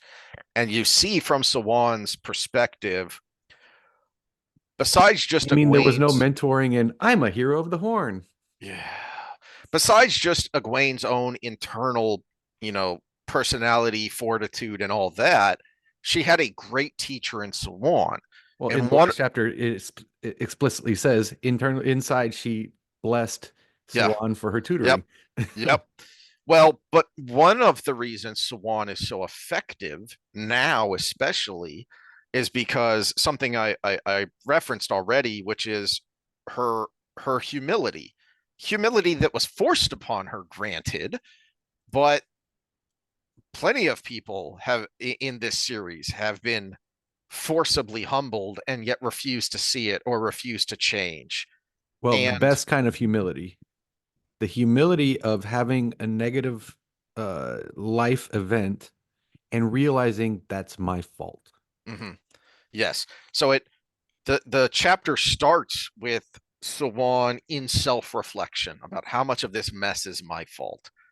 But then it ends with her having this interesting conversation with Sharina, who, as a reminder, is the 70-something-year-old grandma that answered Egwene's call back in whenever that was that she opened the novice book to anyone of any age. I thought she And looked 70 something, which means she's no, she hasn't started wielding the power yet. So no, she is oh, 70 okay, something. okay. She is a grandmother. It says she is a grandmother, and she's so old that she's buried children. And she ran her own clan, like this large family. And Sharina also, the reason she's so effective is because she understands humility and knowing when and how to pick your battles. I'm just a novice, so I have to act like a novice. But I'm infinitely more wise than even some of the Aes Sedai around here.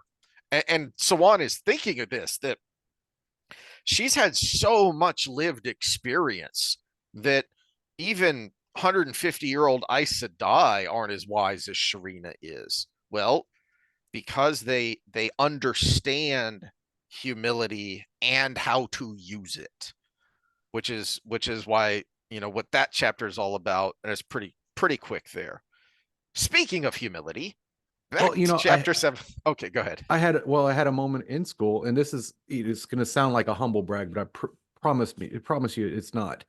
One of the other students in one of the classes, I got to school early, so I was kind of just walking the hall because I don't like to sit down for long periods of time. And one of the other kids that's in the two classes I'm in, both of them, he came up and he said, "Hey, what did you do before coming here?" And I'm like, well, I still do. And I told him what I do for a living. And he said, I just want to know why you're so fucking smart. And I was like, I gave the sounds like a humble brag answer, but it's the truth. And I actually stand by it. I'm like, dude, I'm no smarter than you. I've got 20 some odd years of experience. A lot of the insights that you see in my comments, because we have to do these public comments on this interface, like that's because I learned something new and then automatically connect it to things that happened over the last, however long I've been paying attention to things in my life. You're 22 years old, which means I could have been graduated from college and you can still be my son. So double your age and subtract the first 5 years of your life because you're basically a reactionary being at that time, at that point, uh, you know. But so I have more cognitive learning time than you have existence. And that's the secret. I'm like, it's not smarts. And that's what we get with Sharina. Well, and what we get, Experience matters. so segueing back to chapter 17 and page 279, Cadsuane, since last book, when they captured Simmerhaj, she has been thinking, this woman disturbingly reminds me of myself. How would I break myself? And she has something like 300 years of experience. That's why everyone thinks she's dead, because she's so freaking old. She's at the tail end of how old an Aes Sedai can live. And she has had all of this time, all of this gathered wisdom. And so she has been sitting here for however many weeks or whatever it's been, days or weeks, letting these pieces kind of fall into place, and knowing, okay, no, that piece doesn't work, discard that. Okay, this does work, let me think about that. And then um it finally culminates in this great scene where it you know it suddenly dawns on her, Simmerhaj could not be defeated by pain or persuasion. There's both a similarity and a contrast here with the previous chapter with Egwene. And but Egwene doesn't have the pride, the arrogant pride of Simirhaj, and that is why Cadsuane can break Simirhaj, because she cannot be defeated by pain or persuasion, but she can be defeated by humiliation. Which is funny that I said I didn't think of that because that is exactly what Elida wanted to do to Gawain. Mm-hmm. That's the whole point of having him scrub pots and do that kind of stuff. It's the look how low you are in Mm-hmm. front of everybody. That's like their go-to in the tower. Why did none of the Aes Sedai in this situation think of that? Yeah, Why didn't the Aiel? Their whole idea of dressing up the dot that's a good saying, point. Yeah. is that's why it didn't work on the wetlanders that well. The wetlanders were thinking of wearing black clothes in the sun, and that's how miserable it is. But the Aiel were like, "Oh, you're wearing this. That means you're shamed." That's a Why good point. wasn't that the go-to? Yeah. Well, it's because while they understood the concept, they didn't have the wisdom to apply it. So it took Cadsuane and her wisdom to be able to figure out not just shame and humiliation, but how to extract that, how to achieve that. Yeah, I guess they did have the constraint of exactly what Cerelia said. It's like holding a black viper Mm-hmm. or something, and yeah, couldn't just have Yeah, her running around in black clothes. yeah. Um, I know we got to hurry along here. So then the chapter switches somewhat strangely to Perrin's point of view. Oh, well, you got to Um, say the most important part. She broke her by spanking her. yes, not just spanking her, but spanking her in front of a crowd. Not just a crowd, but a crowd of lessers. Isn't it great that we go to Perrin here because didn't Perrin take a lot of shit from the feminists for spanking Fayu?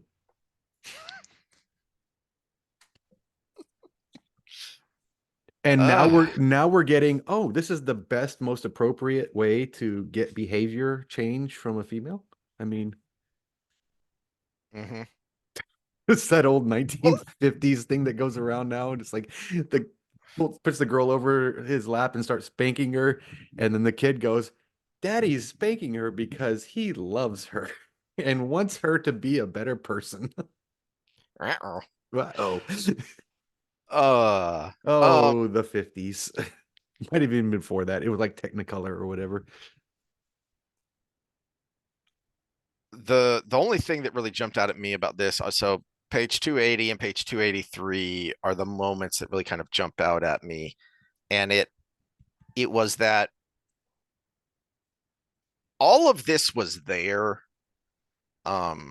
This internal struggle within Perrin, and I don't want to flagellate a deceased equine here, but I'll just say it was buried within the slog. That's why it was a slog, because all of this that's going through his head about, the single-mindedness and the mistakes he made because of that single-mindedness, and he talks about, you know uh, feeling like he the locked in a cage and all of that. That was all there sprinkled throughout the whole series. The problem was from basically book 7 to 12, it was all buried in a pile of bleh. I do like a little bit of self-reflection here, though it doesn't change a whole lot in his Mm-hmm. story. Mm-hmm. The third paragraph of 281. Light, I've used this man too hard, Perrin thought. Him and Mm-hmm. Niald both. That had been another effect of Perrin's single-mindedness. Well, you get the problem. You see it. Mm-hmm. Now quit doing the thing. Mm-hmm. Yeah. Yeah. And I'm gonna try to, in these last three books, on the Perrin sections, forget the slog and just look at, all right, but does this work? Does the result work? If I can forget the slog, let's just kind of evaluate this on its own. So, put a pin in that, and we'll see how it goes uh, as we go forward with more chapters. All right. Well, that is that, because we got comments to go through and you got to get to work. And we'll stop there and do chapter 19 next time, because that's Tawan, followed by a Well, Matt chapter. yeah, So we we will we see what covered is about what there. we covered over 70 pages, so that's not too Yeah. bad. If we could do that every time, then we'll be done with this book in a few weeks. Yeah, unless World War III happens first. But, hey, even then, so long as the internet doesn't go out, we'll keep Yes. going. Yeah, yeah, hope you don't have AT&T. All right. You said we had a ton of comments. Yeah, So, 11 showed up on the notification here. Moiraine and Siuan did put mice in Elida's bed. Yep. I confirmed okay. that one Okay. too by looking back. So yeah. People make jokes about how John Hancock signed his name. It was an act of courage and commitment. He was an example of the other delegates to the Congress. Well, yeah, he's the first person that signed the death warrant, basically. Herbie Hancock. Herbie Hancock. Come on, man. Get it right. Lots of people go to college for 7 years. Yeah. Yeah. They're called doctors. Okay. Let's see. I think Jordan made a mistake making Perrin such a heroic figure. Mm. The had to drag him down a level, down to level it. This is Ajax and Achilles. If you read Homer, of course we've read Homer. RJ made Perrin too strong a character than I think he intended, then had to lower his status to keep Rand the real protagonist in the story. I see this log as Jordan trying to ratchet back on Perrin. It may be the only large error in Jordan's Mm. plot story development. I'm a huge admirer of Jordan's style and storytelling. I admire the literariness of his dialogue in prose. Uh, I would Yeah. agree, except he's not doing the same with Matt. Unless you Mm, unless you say that Matt started in a deficit with him being the scoundrel and then the knife. Uh, yeah. Well, and I have said, even in my complaints during the slog while we were going through it, is that there are plenty of sections within that chunk of storyline where, in a vacuum, that's a good read. That's a good section. That's a good chapter. It's just all together, it becomes eh. All right. Pippin with Gandalf. Yeah, I was making that podcast, and I can never remember which one is which. Mary is with the Rohirrim. Yeah, All right. because I remember that because Mary was the one that drank the stuff that where he got bigger, so he was able to ride the horse No, behind. they both did actually. They both Oh, they did. both got bigger in Yeah, the. because they were both with Treebeard, and they both drank the Introts. Okay, I thought it was Mary that drank a bunch of it though, and he got. He might have. I'll have Yeah. to. It's been a long time since I've read those. Let's see. Just a note aside, YouTube doesn't edit very well. Spell check sucks donkeys. As this note itself is saying, the app is constantly changing words right after I click send. Yeah, Yeah, it sounds about right. we've already known that YouTube does not want you to spell Gawain correctly. That's for sure. Uh, Perrin and uh Fail forgot the advice Tam gave Perrin, and I'm assuming that's Moraine, or no, is it no. no Miriam. Miriam Alver. Oh, okay, gay file. Yeah. Yeah. About dealing with the opposite gender. Those sage words were wisdom, but got forgotten later in the plot line. Everything in book 4 got forgotten in the plot Hmm. line. Hmm. It proves the adage you can lead a horse to water. Yeah. Yeah. You work in the fitness industry, my friend. You can lead a horse to water, but they don't drink. The slog books almost make me wonder if Harriet took a vacation. Actually, from a female writer perspective, uh, to get us canceled, they tend to be the sloggier ones. I wonder if Harriet was Yeah. more involved. Well, that's why I've been nagging my wife to finally, because she read and then school got in the way and she never get back to it. I think she only read like the first five, maybe five books. And I've been nagging her to go back to it because I want a female perspective of this Yeah, to uh, me, it was in almost those like they were trying parts. to insert too much emotion Mm, into the thing. Oh, they're having troubles. Oh, Barrelane. Oh, this or that. And it was the problem with the slog was it was all Perrin being so overly emotional when he used to be a mm, calculated person. yeah, And yeah. then we see that kind of stuff in the later books, which is Sanderson, who's already kind of a patsy in his own persona, and then Harriet very involved. So I Mm, almost wonder if she got more involved as time went on. Uh, but yeah, that's a discussion topic we can probably keep going looking forward because it's an interesting thought. Did she take a vacation or was she more involved? We don't know. yeah, yeah. I've been cooling it about Egwene. I'm saving up for when she becomes a central character again. Yeah, we discussed that earlier in this Well, episode. I also think. because these sections are just darn good. She's good. There aren't except for when she's bitching about Rand in her head. It Well, this let is me put it. she's Yeah, let just me put it this way. darn good. Egwene is great when she's uh in actual struggle. She's horrible when she has power. Mm, And that seems to be the connection I have. So she's good point. struggling now because someone has she's in adversity. But when Yeah. she's out of that adversity, she struggles with handling the situation from a place of power. Theory, oh, it's kind of like she's a lefty. She's always struggling for power, but when she gets there, she has no idea what to do with it. Hey, I'll complain about the right from the right. Go watch. I finally watched Konstantin Kissin's The Woke Right video, and yeah, that was sadly spot on. I'll have to So watch it before we do uh, another. Theoryland worked because we were all fans and could have real conversations about without rancor. People had time to really consider the story without pollution of society and an age-long past, in Jordan's words.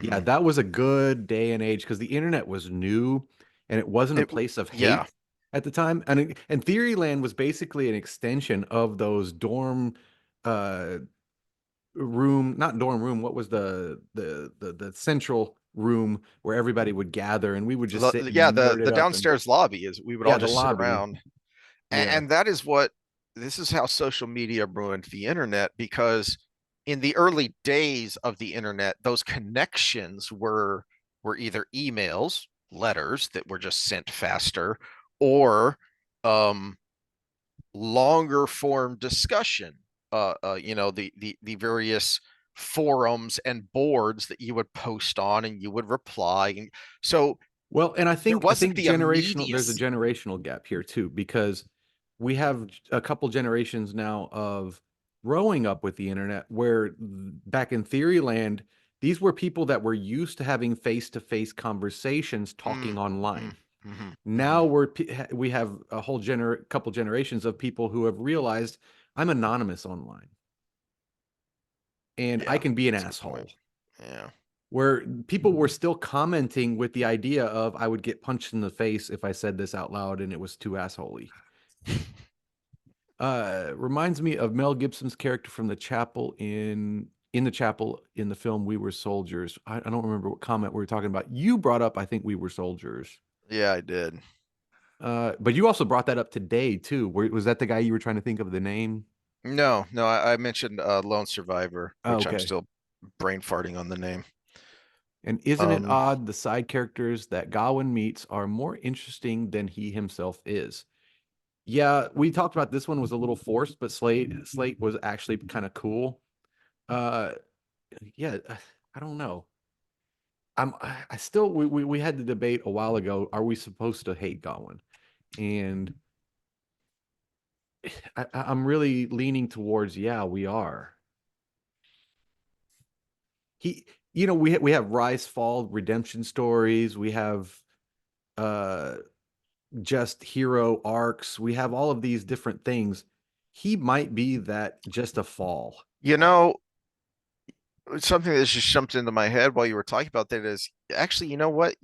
That may be absolutely right because Gawain, the tragic figure, Galahad, he does have the redemptive arc Hmm. of you start out thinking he's the a-hole, and then he, he has a real heroic arc. So yeah, that it may be that Gawain's supposed to be a tragic figure. Yeah, well, because Jordan, because of the vastness of everything he does, there's every archetype, and Yeah, not all yeah. stories end well. We got Galad, who's the asshole that becomes a good arc. We have Tam, who's always good from beginning to end. He's the father that becomes kind of a grandfatherly figure. Elias is another one of those where they're basically, yeah, Elias is a little rugged. He's like that uncle that's a little rough around the edges that everybody loves. That was my Uncle Tom. He's like that guy. Uh, then there's like Egwene, who is a fall, a rise, and then, like we said, is kind of didn't know what to do with the power. Elida, who's a tyrant from the beginning. Swan, who's a fall story, but then there's a redemption arc to her. Rand, we get a very quick rise, and then a mental fall, and then he does ultimately, spoiler alert, redeem himself. If you know how you know save the world books work. Uh, so he has basically every trope. He's got your Darth Vaders, he's got your Luke Yeah, yeah. Skywalkers, he's got your Frodos in this group. Uh, it's I don't know who's the Frodo. I would assume Perrin.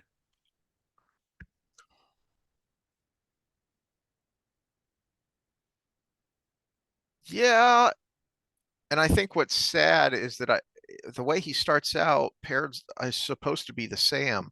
He's supposed to be the Samwise. But Matt ends up being Yeah, yeah. no, actually, Min's the Sam. Realistically, Hmm. she's the steady Yeah, rock. If you yeah, if you yeah, look at all yeah. of them, with nothing else but helping the protagonist. Elaine is a lover of the protagonist, but she's the queen of Andor. I almost said England. She's the Same thing. queen of Andor. Potato, potato. Avienda is the lover of Rand, but she's the wise one. Min is just the lover of Rand, the supporting figure, and that's the Sam in every Sam movie. Mm. Yeah.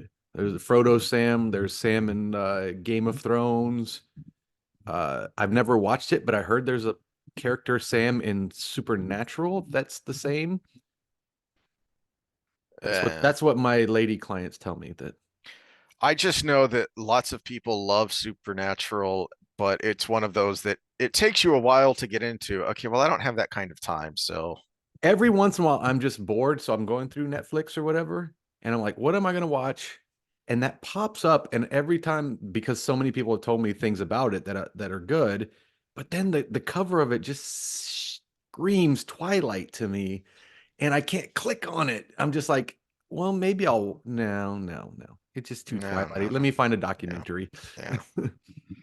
All right. Well, There that was is. one comment from our new commenter too. Hold on. Oh, I was just Yeah. looking at the most recent episode.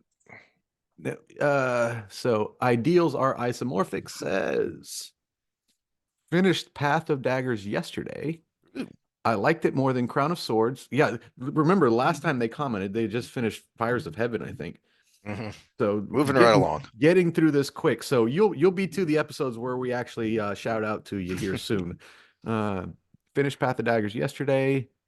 Yeah, because it was 197 they commented on. I find it interesting that you liked Path of Daggers more than Crown of Swords because in real time most of us didn't, and I think that was in large part because there was an extra bit of weight, but then also because so much of Path of Daggers seemed like setup for stuff that was going to happen in Winter's Heart, and also where the hell is Matt? We just had a building drop on him, and we don't know what's going on.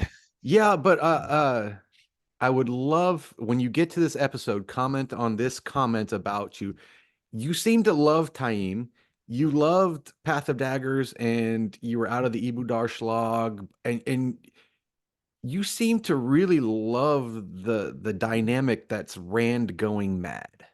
Mm, And that's interesting to me because I think it is an interesting dynamic. And the more I study mental health, the more it makes me wonder because you brought up Hitler earlier, Heath. Uh, and I've always said everybody says, "Oh, the thought experiment. If you could go back, would you kill Hitler?" I'm like, no, I'd find the spot where he went crazy, and I would try to prevent it. mm, Not have in my back pocket that if I couldn't, I might pop him in the noggin. But you could prevent things from happening without killing somebody. And so we're at the point, especially if you're just got through Path of Daggers, you're at the point where Rand is just snapping. This is yeah, right where he yeah, blew that's a good point. everybody up on the battlefield. Yeah. And I wonder if that's where you're coming from with this, because just from your comments, we're getting an idea of what you like about the books, but we don't know much about you, what your background is or whatever. The mental illness part is especially where I've been playing a lot of my comments on this No, series. that's a really good point because I think perhaps a reason a lot of fans said, "Ah, what the heck" with Path of Daggers is because that really is the point where Rand kind of goes off the cliff. And if you're rooting for Rand the hero, the end of Path of Daggers sucks. But if you're interested in the Darth Vader type arc of Yeah, Rand, yeah, then yeah, that's going to be like a great moment for you. But yeah. it's but actually on this third reread for me, well, third from the entire perspective, the entire series perspective, but I've read probably the first six books 15, 16 times. Uh, it was Too many. it's the fact that the big deal is Rand is crazy. I'm admiring how not crazy he is Mm, because he's just been through so much shit and keeps pushing yeah, how forward. he's able to keep it all together. Yeah. Yeah. The only thing you could say is crazy is how do you not give up? That's the part that's crazy. Mm, yeah, yeah. It's a great And point. That's a it, great it, point it to end it on. yeah, well, in the last couple of books, Perrin's the one that's going crazy, True. which is I think why everybody gets annoyed with this part because Rand's supposed to be the crazy one. Perrin's the one doing crazy, stupid shit. He was our rock for so long. We need to bring Perrin up at the end of our redo of the last social episode because we ended on self care, Man. self care, self love, self this, self that, da da da da. There's a key word there, self. And Perrin's big issues come around because he keeps thinking about his own inner state when he Hmm. should be just trying to be a man. Hmm. That's I a good point. feel that. How many times did he say, I feel this way in the Yeah, last yeah, few yeah, books? yeah. It's a I good point. feel this way. And when you take a man into their feelings, the end result is typically aggression. Hmm. A man realistically has three feelings, and they all start with H: horny, hungry, and if you satisfy both of those, happy. That that that's the state of man. That's why women don't understand men. If they're either horny or hungry, and if both of those are taken care of, happy. Now we talk about meaning and all these things, but think of all the things we do in our life that have meaning, that supply food for the table and get us a mate. My theory still That works. is there. So That makes it's sense. yeah. Hard to So argue with. so if you want true happiness as a man, do things that supply food on the table and attract a worthy mate or multiple worthy mates. Yeah, that's then you'll Yeah, be happy. we can't all be Rand. All right. So Well, we then maybe that's Perrin's problem. He should have been open to the idea of File and Barrelane. I don't think Faya would have been open to that. But But he could have put his foot down, which makes her happy. eh, It's the there's Rick a, Astley paradox. She wanted there's an up in, for Christmas, and he wouldn't give her up because he's the never going to give you up. But then in there's turn, an he let her interesting down. there's an interesting thought experiment of, would that have worked? Or would she have just stabbed him? I was about to say, not painlessly, at least. All it, right. it might have, but it would have been painful. All right. Speaking of painful, I've got to go get some gardening done. So we will see Yeah, y'all and I next got time. 10 minutes to my next client, so this was a fun one. We'll get the other episode that I don't know when we're gonna film that, but Yeah. obviously my internet issues are taken care of because like it's like when you're sick and you finally call a doctor and you're better by the time you see the doctor. That's the way it was. But I already paid the money, so we'll be on a new provider next time. All right. All right, See y'all later, then. guys.